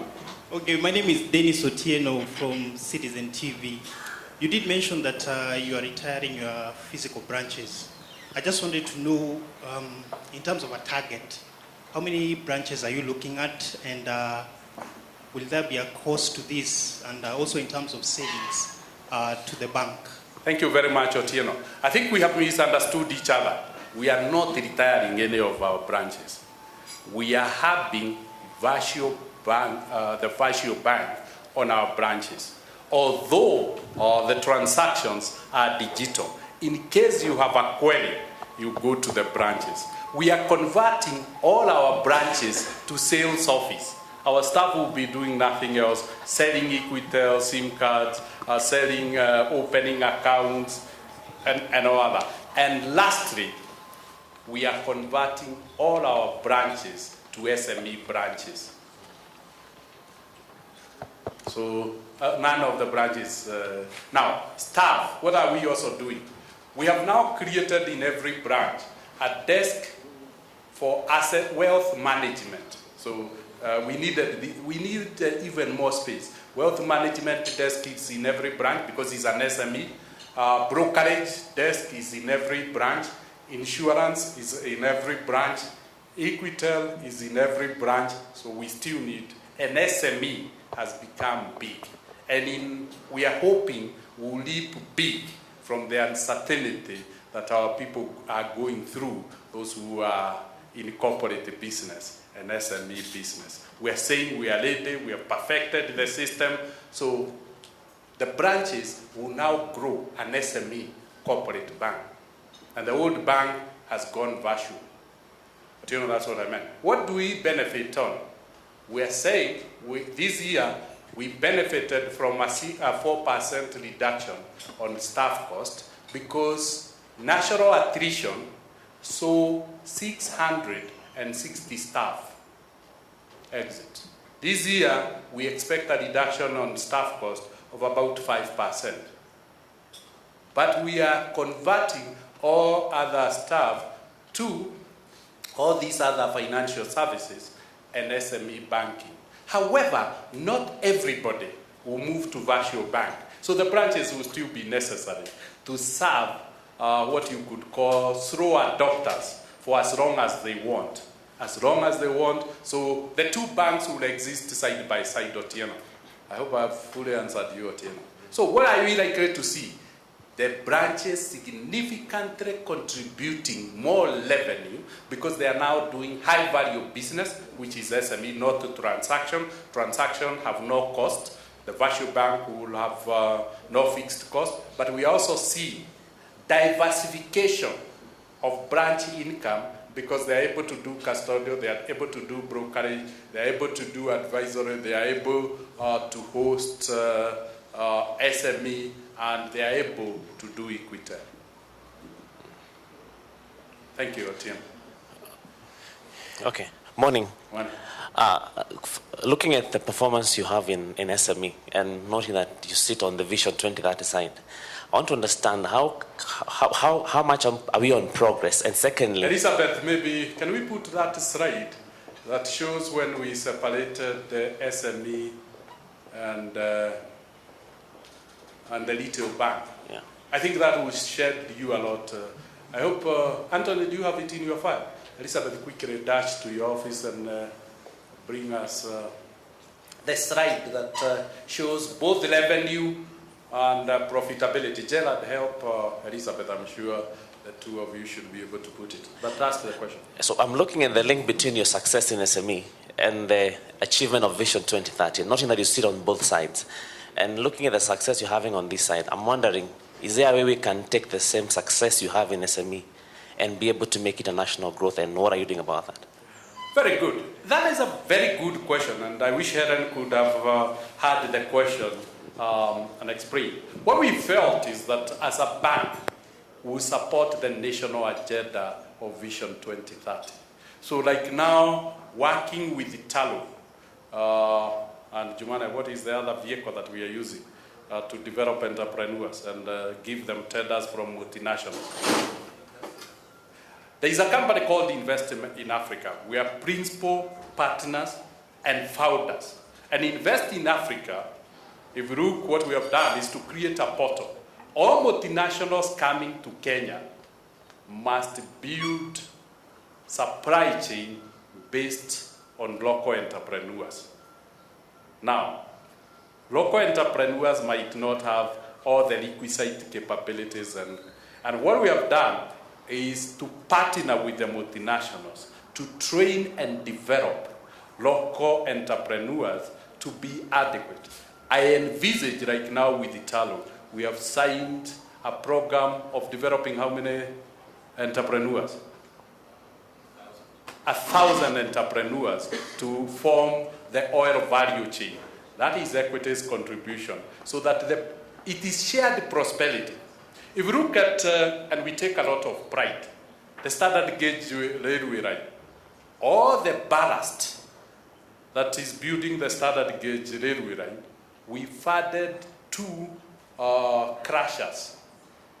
And so essentially, all that ballast is, the value is earned by Kenyans. And we take pride that no other bank has financed that, it's Equity Bank. That is what we are doing. If you look at the construction industry, particularly the Chinese, remember we have a Chinese branch at Kilimani, and the other one is at Lavington, and we were very excited. Last week, there was bidding for the road from Kitale to the border of South Sudan. It's divided into 3 sections. All the 7 Chinese companies who bidded for that road got their bid bought from Equity Bank. So our arrangement is, we'll support you, but you have to have a supply chain that is of Kenyan entrepreneurs. and we finance the Kenya. That is the contribution we want to make. So it is not just railway line, it's roads, it's oil. If you look, the roads opening up and the value chain of the Marsabit power plant, 300 megawatts, most of it is customers of Equity Bank. That is how we are being rewarded by the market to grow by 24% when the industry is growing at 12%. That is why our loans are growing at 26%. And that's why our deposits are growing at 23%. It's a symbiotic relationship. And that's why sometimes we are lucky. We developed the SME, and then the country decided to go big with the Vision 2030 project. I am also excited that the company that supported the company that did the dredging and building of the Ramu port, all the locals who did the works there were banking with Equity, and we gave them loans. Now, this is the slide we were talking about. A very interesting slide of the takeoff. 2005 is when we decided to start the SME bank, but see how big it is. So Otieno, you can see the SME bank is so big, it can take the whole branch network. It has now 138 billion shillings, while the retail bank, which we are saying can be virtualized, has only 99 billion shillings. And that's really what we are saying. What shall the branches benefit from? There will be no more congestion. You walk in and you might find yourself alone in the branch. And you are wondering, what happened? Where are the other customers? The other customers are in the virtual bank. Because 99 billion has 90% of the customers, 136 has less than 10% of the customers. I don't know, Elizabeth, now this is the most interesting. Look at the loan book. Because retail is always liability rich, we have seen it has 99 billion of savings, but it has only borrowed 71 billion. Now, the Kenyans who are supporting the multinationals that are doing Vision 2030 projects, they have borrowed 161 billion shillings. And that's why we said SME, if you look at those two figures, is contributing to 71% of the total. And you can see how quickly the two have been done. And these have been done, two banks have been built without the cost running away. Now once the revenue of the virtual bank, the lower bank, 71 billion, moves virtual, because that will move virtual. I'm also thinking the SME eventually will move virtual, and we live with that, because we have done, if you understand the two-system paralysis and MISIS, corporate internet banking, a lot of the activities also are being digitized, so that they don't come for transactions in the bank. They process their payments, they pay their staff, they pay their creditors or suppliers, and on and on. And again, you can see in terms of revenue. Otieno again see 23 billion of interest of our revenue came from the corporate bank, that the SME bank that never used to exist before. But the greatest contribution Equity is making is transformation of this country. The lower line, the retail bank, support Kenyans to improve quality of life. The bigger line, which is now taking off, and you can see how vertical it is, it's helping Kenyans to transform their country and create wealth. Any Kenyans who is not banking with Equity is missing the opportunity that Equity has positioned to give Kenyans. And that's why we really like about 25,000 entrepreneurs are now at the training to be able to form supply chain of multinationals. You're happy? Very good. Yes. George. Since digital banking, a large component of it has to do with also output money transfer. Last time you told us that in existence, number one. Number two, your whole lecture has been about Equity's value proposition and rather yes, basically value proposition, and what does the brand equity of your bank, which is still equity, what is it about? Did you just say that your best value proposition is brand trust? And are you saying, without batting an eyelid, which you shouldn't, that the best concentration of brand trust in this country exists at Equity Bank or Equity Holdings? A very difficult question, but let me try and answer. I focus so much on the second one. The first one was on what, George? The first one was on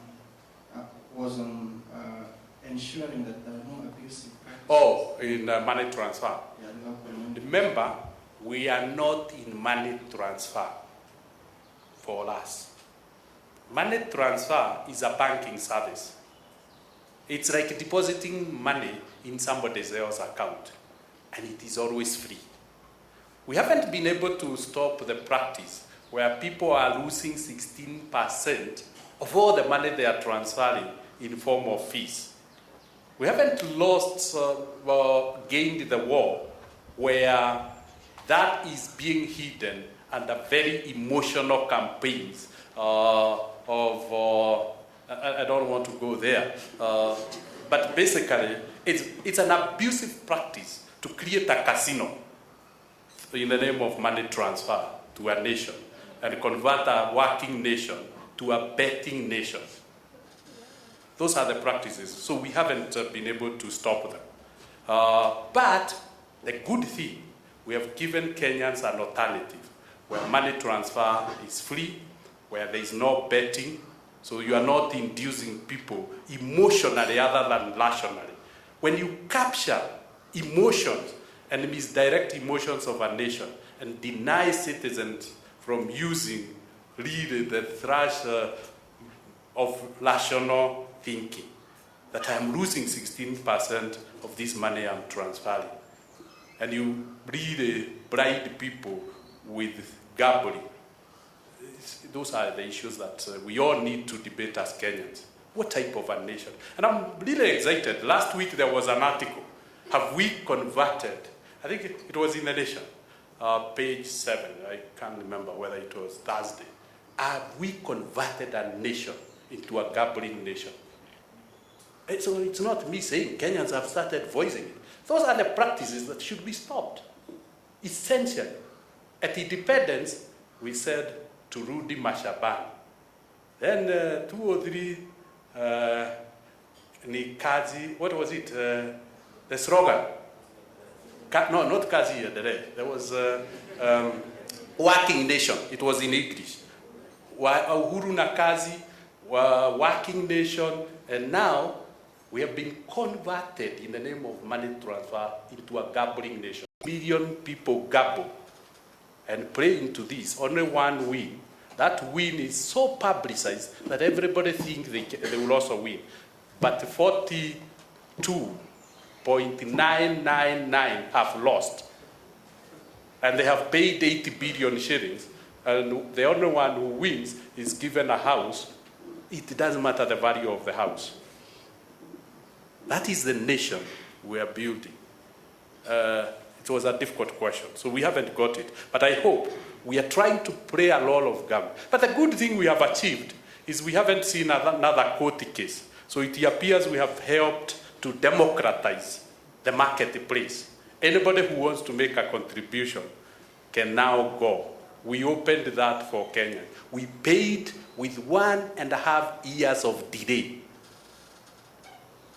and 6 court cases and rulings in central bank, in CAK, in parliament, and in the political seat. But we paid the price for every Kenyan. We can liberate ourselves. Now, let's go to the next one. I think, let me paraphrase what I said. That Equity can't be number 1 best tier 1 bank in the country, best bank in the country, best SME bank in the country, best retail bank in the country, best microfinance bank in the country, best agency bank in the country, best virtual bank in the country, if it didn't have the right competencies, skills, and attitude in the staff. An organization can never be better than its people. So I said, all this we are talking about equity reflects the quality of its people. Unfortunately, that massive asset has not been put on the balance sheet, like the way we are talking about what is the value of the intellect. I agree there is an intellect aspect of there, but passion for the transformation of our country is first and foremost. That passion, that enthusiasm, that inspiration, where people are focused not on how many I serve, is how many people did I transform today? How many businesses did I facilitate today? That has not featured on. Do we have the best talent? I think being the best in everything also means we have the best talent. Are we complacent about it? No. Why? Because we have decided that ignorance has never won a war with intellect. And we became humble enough and said, what shall we do? Whoever we can get around the world who can add on our capability will get it. And that is why today, Celestian, maybe you could start, comes from DRC Congo and is contributing to this contribution. If you look at Brent, which is your home country? South Africa, maybe you could start. He's coming from South Africa. If you look at Lon, he's coming from Zimbabwe. We have provided him a home until the country began. But we didn't. We provided a gifted person. You can see somebody who was managing a whole company is now just managing payments in equity. He's a director of payments. If you look at Neil, all the way from Jamaica, it's talent search, nothing else. We are at least bothered. And I think this lands counter the perceptions of, because of the way we are wired in Kenya. You can see. If you look at Jumane, he comes from Guyana in Latin America. If you look at Philip, he comes from Germany. If you look across Rohit from India, John Study disappeared from South Africa. Oh, there he is. It's search for talent. But you can see innovations. I think John is the best we have in Africa. If you look lastly, we got, and we also look for talent in Kenya. Wakayo built the telecom. Where is Andrew Wakayo? He built the telecom agency network. We said, you learned all the mistakes you made. Come and build the agency network of equity without making mistakes. Look at what our agency is now doing in equity. We looked at Eric there. He built all the money transfer platforms in the Kenyan telecom, all of them. Look at it. He's now heading the financial arm of Equity. Jack was where? We got Jack from British Telecom to come and do the telecom aspect. He's a Kenyan. And latest, and I apologize to those I have not mentioned, we got James Motuko from Standard Chartered. Why? That bank is the best and most efficient in sweating its balance sheet. We used to make 2% of our total revenue from treasury. In 1 year, we jumped to 4%. This year, we expect 7% of our total revenue will come from treasury. Why? Because he's the one who was doing it for the whole region. So then, Patesh, you are saying I'm not asking you to start. Patesh, from Standard Chartered Singapore, shared the services platform, managing a group. He's a Kenyan. That's why I had not asked him to start. Engineer Waweru, Kenya first telecom engineer from retirement, because it's talent. Equity is all about talent. Nothing else matters. Ruben, HR, 21 years in Standard Chartered. Productivity, Ruben, you start. Equity, productivity last year, and that's why we are not increasing staff. Of all our staff, increased by what percentage? 40%. Get talent, get resource. George, the best engineer in what? infrastructure the country has ever produced. Have the best people. And I don't think there is anybody I can't name. Foundation, the best foundation in the country, Dr. Helen Geshohi. Where did we get? We said, why did he invent the wheel? The Kenyan is managing African Wildlife Foundation, 18 countries. And we have an aspiration of 15. Why don't you get her? All the mistakes are not made. Look at the impact the foundation is having now in the country. Even security. Why don't you start? Munyeri, and you say, and Moshiri, and everybody. I'm very proud of my team. Unfortunately, this is not in the balance sheet. Can everybody start? Elizabeth, the youngest director of credit in the country with the best loan book in the country yet. And Gerard, learning the bank with the highest number of customers, 10.4 million. Bank accounts, not mobile accounts. Let's distinguish what we really mean. Now, when you have that talent, where every staff, Jack, where did you start? Every staff of Equity can you start? Now, that is the breed that we have built. There is none I can't talk about their story. If you look at down there, Anthony, the investment bank, now a very young Kenyan. We got him from Morgan Stanley, Absa Capital. And the other one we got from Citibank. Unfortunately, the government took our MD for investment bank to become the PS transport. But everybody studying, I can tell their story. I can tell their story. Even the lawyer, he did accounting so that he understands the figures.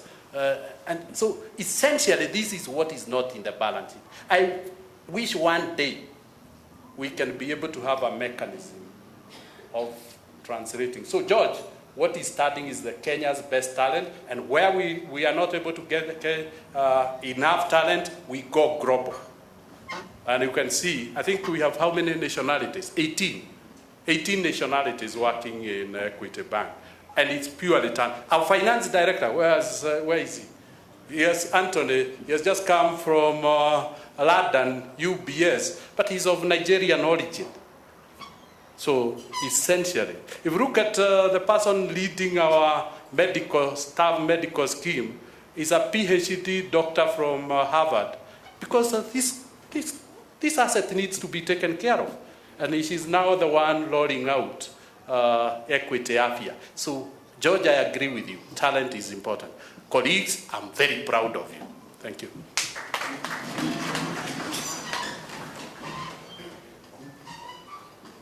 That finished the questions. Very good. There is one at the back. Mishai, oh, very good. Many thanks, Dr. Mwangi. My name is Abi Agina. I work for Kenya Television Network. Commendable results, I must say. I have a set of questions. My first question is in regard to what's been happening in South Sudan.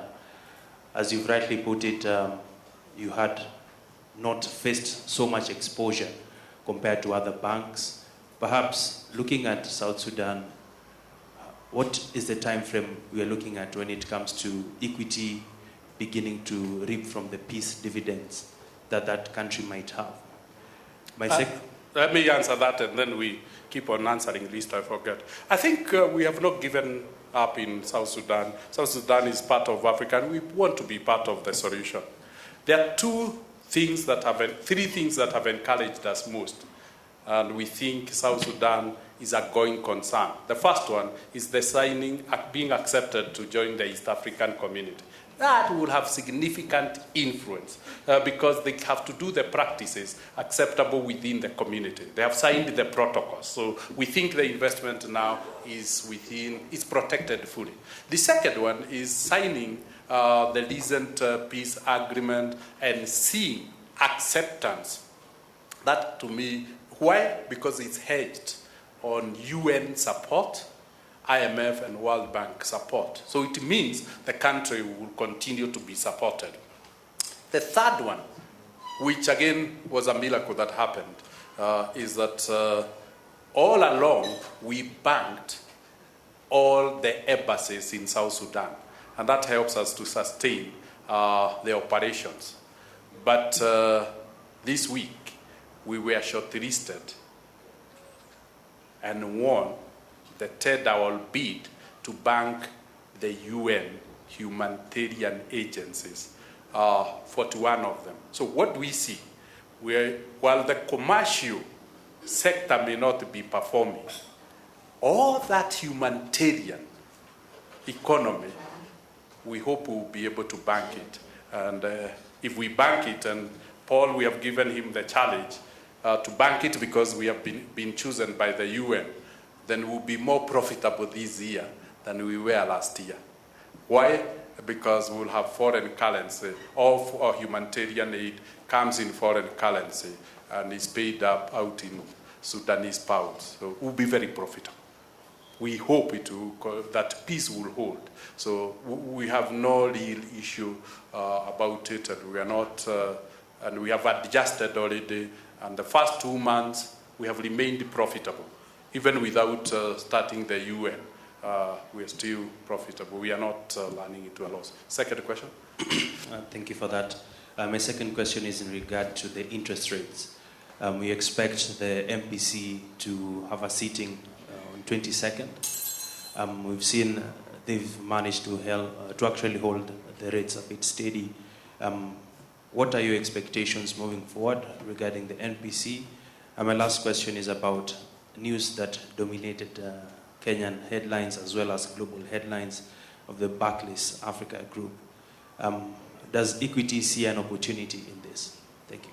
Thank you very much. Let me start with, I think I want to take the position the governor has taken, that there is questions about the effective rate of the bank rate, Kenya bank rate. And essentially, if you look, when the interest rate on treasury bills went all the way to 21.6, it was never adjusted, suggesting that it is impaired on the basis on which it was built. If it's then impaired, the second question is recently, we have seen again treasury bills. If you look at now, treasury bills are at 90 days, 11, I think 182 days, 12, and 1 year, it's almost 14, 13.6. And as we saw, the yield in the bank is at 15. So what we are saying is that Equity can avoid the 3% impairment and put all its money on 14% and would have a yield of 40, almost -2 of 12. So it will be much more profitable than it is. But our objective is to support Read Kenya. But given the structure of our funding, as I said, market pricing, interest rates, doesn't transmit directly to Equity Bank because 80% of our funding is insensitive. What will, if the bank rate is, we are questioning its effectiveness, then unless it is repaired to be effective and to be adjusted automatically with the market conditions, then it doesn't matter where it is placed. It means it is not effective in influencing direction. I think that's where we are, and I think the governor has promised us that what needs to be done to that rate will be done so that we can restore faith on the rate. Now, the last question was what we called earlier on, the interesting debate. I think we see ourselves, what do we interpret that debate is uncertainty, where an employee say we are here to stay, and an owner say exiting Africa. It's a very interesting debate. I don't know whether to believe the employee or the owner. And I think that is where Kenyans are. You don't know who to believe. Now, in a moment of uncertainty, and I really sympathize with the situation, financial sector and financial industry and a financial institution, the worst enemy is uncertainty. In case that uncertainty is not really dealt with, I believe, given our brand, will be the biggest beneficiary in the country, because nobody wants uncertainty with their money. Nobody wants to be uncertain. We are seeing almost a repeat like what I said of last year, where there was significant fright into the bank because of uncertainty arising from the two banks that failed. This is self-inflicted, but the Kenyan depositor, the Kenyan borrower, wants to borrow from a place he knows if I borrow 5 years, my loan will not be recalled because of change in ownership. So we see that as a huge opportunity. And we hope we'll benefit.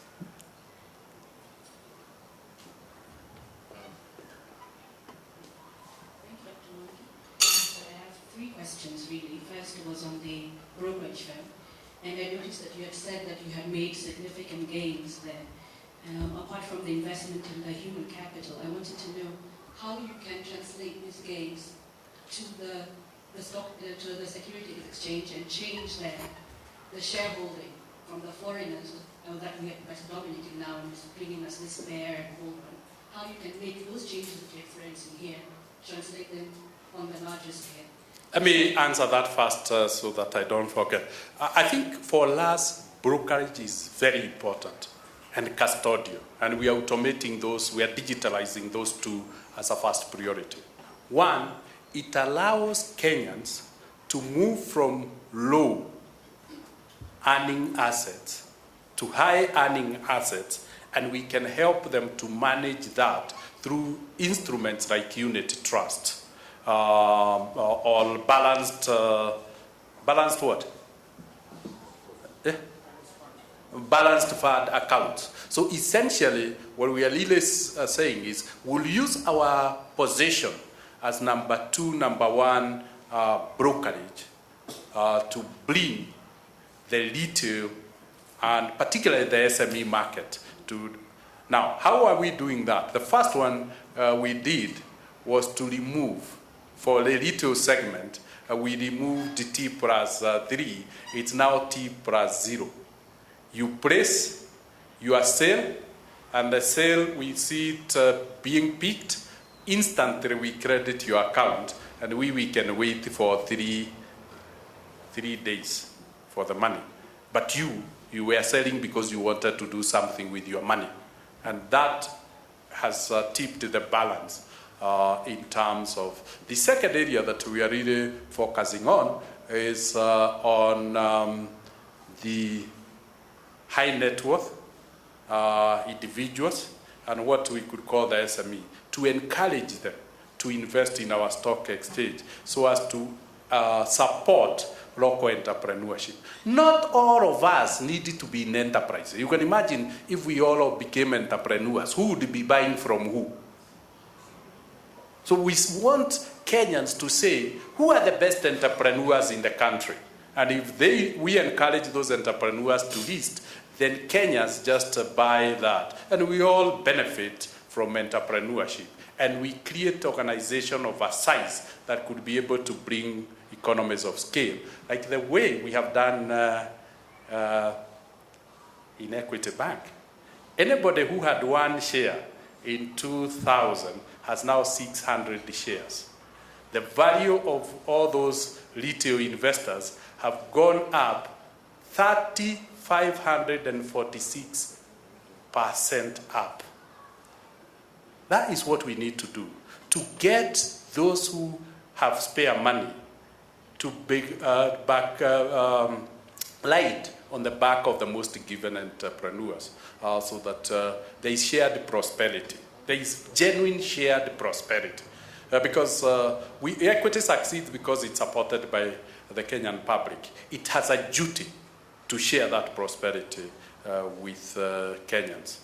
So that's how we are seeing it, and we'll use that. The most important thing is, if you remember, all the crises we used to have in the early 2000 all the way to 2010 about brokerages are over. Why? Because we have 52% of all the custodial accounts, and we have never lost money for even a single client. George, where are you? we are very proud of George. He guaranteed Kenyan, no Kenyan will ever lose money from custodial or brokerage, and we have never lost. So you can see you can change as you have rightly, and we use our position to change and create discipline in the market, but to benefit the citizens. That's the duty of a successful local enterprise. Thank you. The last question really is on agriculture. You talked about the social investment, training about 600 farmers, making them, giving them agri-business. I just wanted a breakdown of that. What kind of, when you talk about agribusiness, what sectors are you talking about? Esther, come and answer this question. Also, if it can be broken down into gender, age groups, and even regional capacity, so that we can understand, especially in the context of what's happening with the coffee and tea sectors. I think it will give me understanding what's happening. I think that I will ask Elizabeth, who is sitting right opposite to you on the same table, to prepare that schedule for you. She may not be able to answer the question because that's very specific. But where are we very strong? The area where we are very strong is modernization and transformation of agriculture. You remember when there was a huge grata in milk? What we had done, we had teamed up with Brookside and New KCC. And in the process, I think we gave out 86,000 breeds, heifers, top-range heifers. So what do we have today? A couple of farmers who are producing up to 4,000 liters of milk on a day, 3,500, all funded by equity. In that sector, what have we financed? Cattle food processing factories, very significant. If you look right now, the Mount Meru fishing complex, that is funded by ourselves. If you look at Kisumu, the finger production factory and the fish leather factory, it's had in Bodo, is funded by Equity Bank.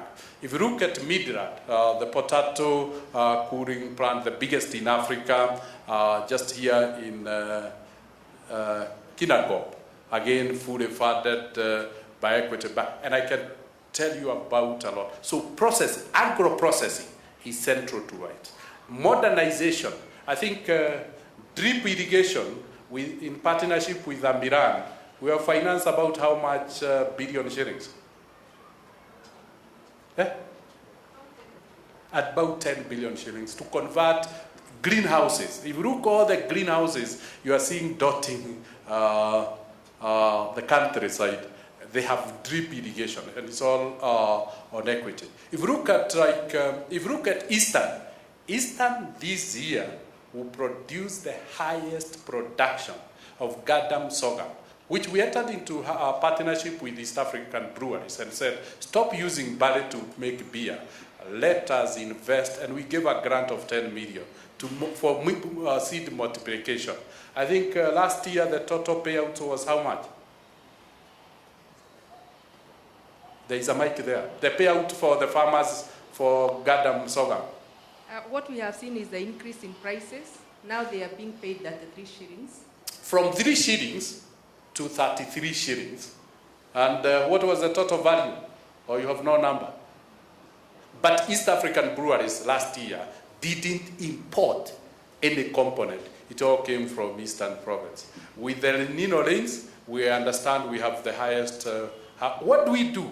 We do the whole value chain, from seeds to fertilizers to aggregators. The trucks and transport that does that. So we are big in sorghum in Eastern. We are very big in tea, about 120,000 small-scale teas. That is more of improvement. Cereals, we are very big, particularly in maize in Rift Valley. We're very big in fish, and we can go on and you get the data from Elizabeth. And we are very big in irrigation. We adopted 125 irrigation schemes from the government. So whether it's Pekera, whether it's Bura, whether it is what else? Make the mic, give a few examples. The 14 irrigation schemes funded by KFW in Eastern Kenya. We have also borrowed directly from KFW long term and started 16 small irrigation schemes and linked them to export of horticulture. None of these farmers have defaulted. That is what we take pride on. And that's what we said is the transformation. It's what we call social impact investment. And that's agriculture. Most of us working in the bank, we are brought up in rural agricultural farms. So it matters to our hearts. The last question, if there is any, sorry, 2 of them, 3 of them. Okay, only those 3 so that we allow. Thank you so much. My name is Davis Weddy from the CIO East Africa. My question is going to be based on digital and virtual banking. You've talked a lot about the big investment the bank has made in that area. My real interest is to ask you to tell us something about the security involved. What guarantees has the bank put in place to secure all these big amounts of money and investment that has been done? Thank you. Charles and Patrick, are you in the house? Festus? Who in IT can help me? Very good, George, come about. But let me say this. Security is what drove us to acquire the SIM card. With the SIM card, 2 things. We were able to access the secure element. So we can secure any transaction. We can encrypt any transaction on that channel. So that is a channel that we can say, unless the client is compromised, because it's PIN authentication, 0 risk. That is a guarantee. The second one is George is in charge of firewalls. Let him talk about. And also, we outsourced security to American companies and South African companies to guarantee us, and they guaranteed us not just the financial cost, the reputation cost, in case there was any infringement. George? Thank you, James. Within Equity Bank ICT, we've had a very rigorous program in ensuring that the security is met. One of the things we're doing is the payment card industry data security standards certification, which is a very comprehensive program that looks at all the facets of IT, from infrastructure to the applications, looking at encryption of our data, data loss prevention, ensuring that we secure our connectivity to the third-party partners so that we don't have any issues with the transactions that are flowing in. We are also have secured through elements within the mobile infrastructure that just ensure that every transaction is digitally signed. So you have non-repudiation of data. You cannot replay transactions. Every transaction is unique in its own. So that ensures that we are fully secured. Again, within the same platforms, ensuring that things like anti-phishing, where hackers would try to create secondary type of websites that look like what we currently have, and supported also by a risk framework that ensures that all facets of whether it's technology risk or process risk or data security risks, they are all analyzed, and we are fully doing that. So to me, it's not just an issue of technology; it is also processes and also certifying so that we meet with the international standards. Thank you. Maybe you could talk a little bit about how systems don't connect direct to the core, they connect to the middleware. Yes, absolutely.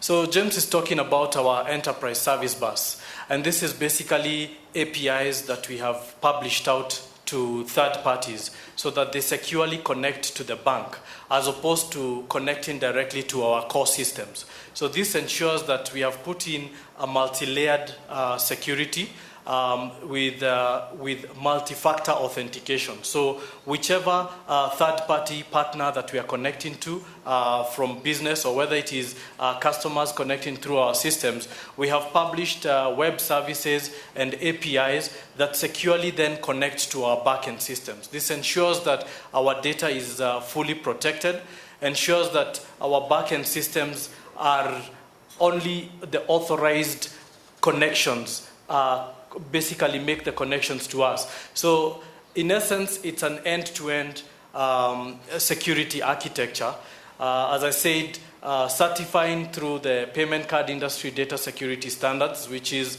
looking at from physical security to the logical security within the systems, and it's all end-to-end. Thank you. And you should also have said PCI, DSS compliant bank. But John, add more. Thanks very much. I mean, you know our focus as a bank is on financial inclusion.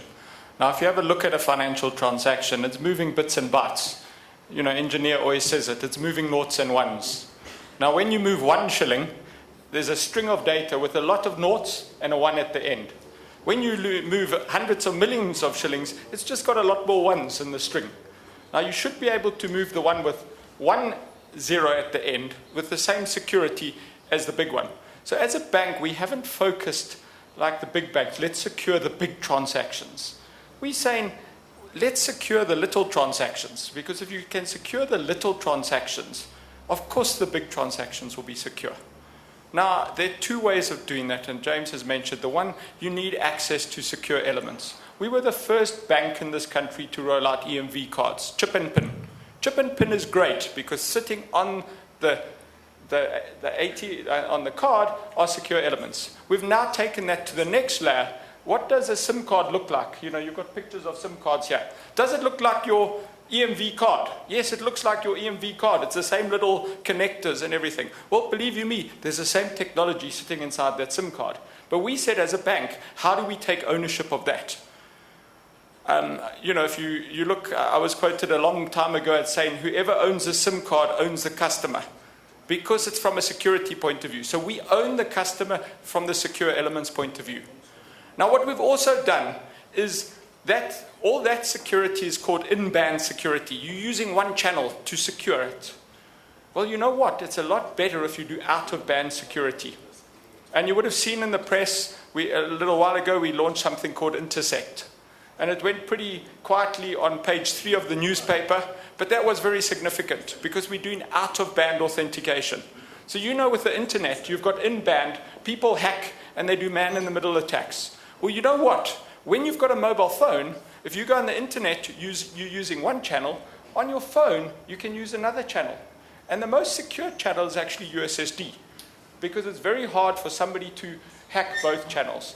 So given our passion for poor people, given our passion for financial inclusion, and given our passion for giving poor people the best security, I can tell you we're giving poor people, the financially included, the same security as we're giving the big people, the wealthy. So, you know, that's what we've done. We take it very seriously. We've done all of it. We haven't launched our Android app at the moment, and it makes me very upset because I think we need it. But the reason we haven't launched it is because we wanted to make sure the security was secure. Android's not a secure channel. You can load something on the phone which can intercept your message. But we can now secure that because we have the secure elements.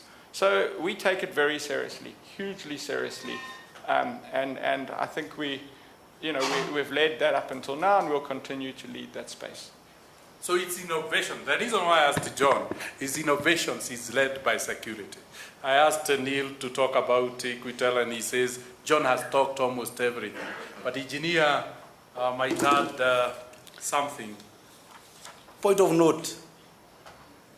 You are asking about security in the digital environment against paper. This is more dangerous. You can do alterations on this paper, and it will take you a year or 2 or 3 to be discovered. On the digital footprint, it leaves a mark. It leaves an ID of who went in last. And that's the beauty. Because if you try it, tomorrow, we will be on your case.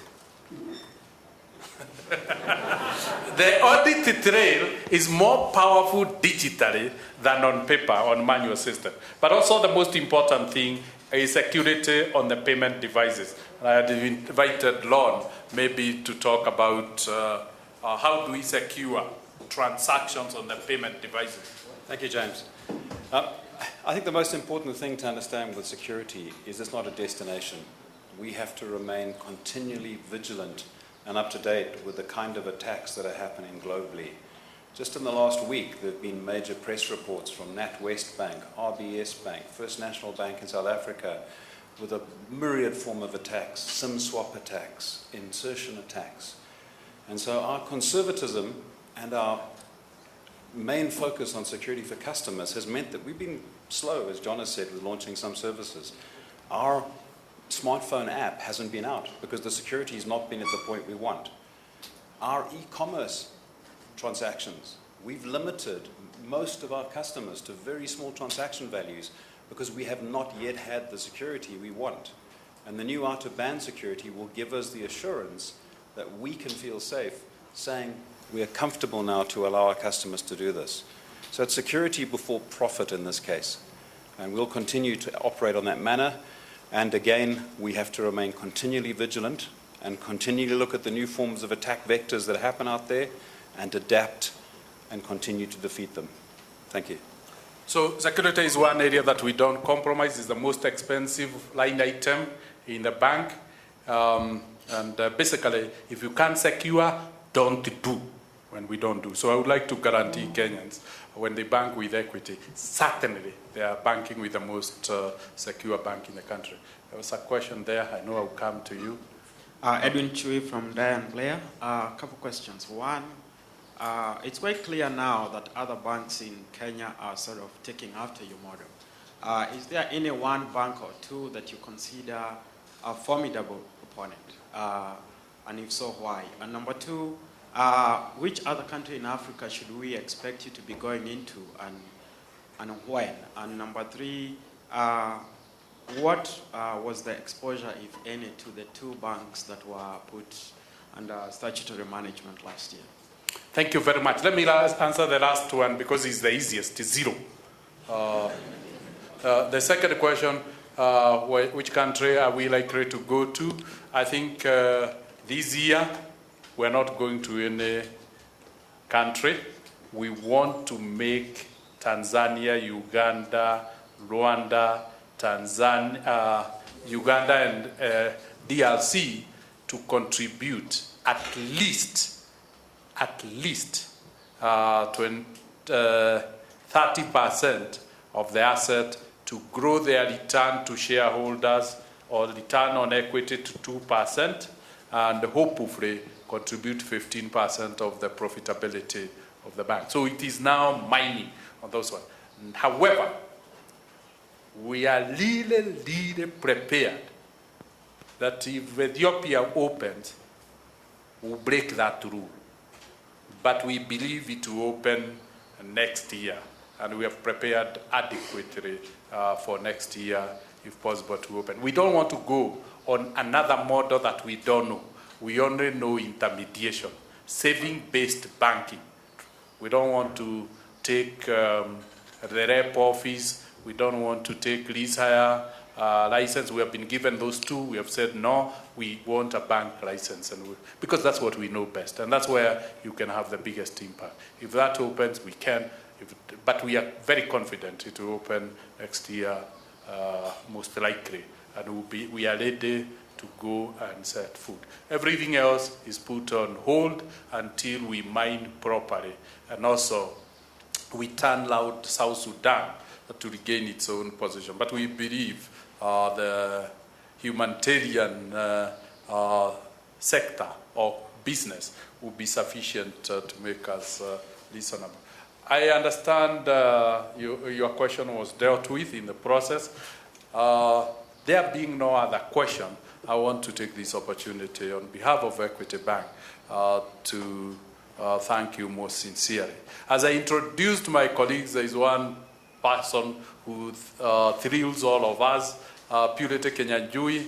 This is the Kenyanjui, that's a person who heads DL, and she has the best, that is debt recovery unit, and she does it when she's smiling, even when customers default. And that explains why our NPLs in Kenya are at 2.9.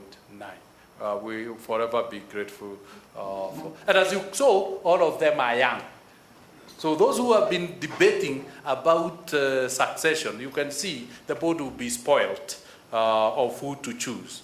and for many years, because it's layer and layer of leadership. I want to thank you most sincerely.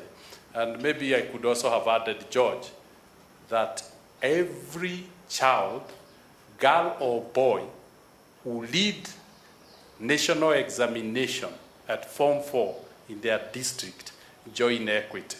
Like now we are expecting 700 wings to fly and 400 of the country's best. That talent comes to the bank. We sponsor them to university. The ones, because they have worked for us 1 year before going to university, and every vacation we look who have the best values and who has natural gifting, we retain them. I think so far we have 200 retained in the bank.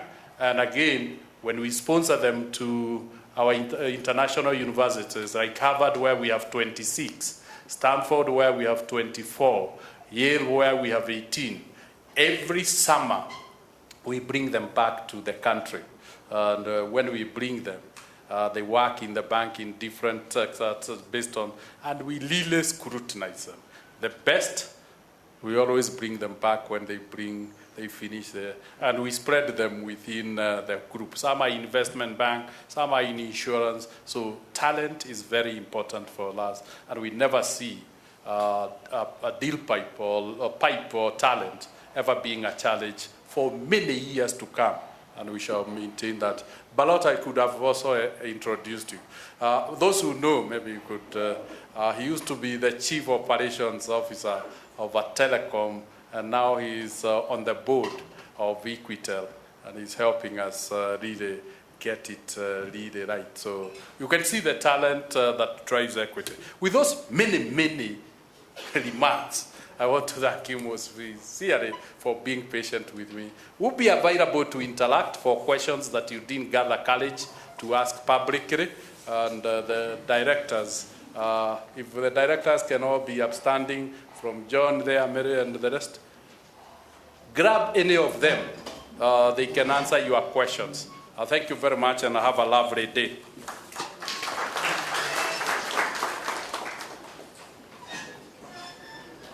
Mm-hmm.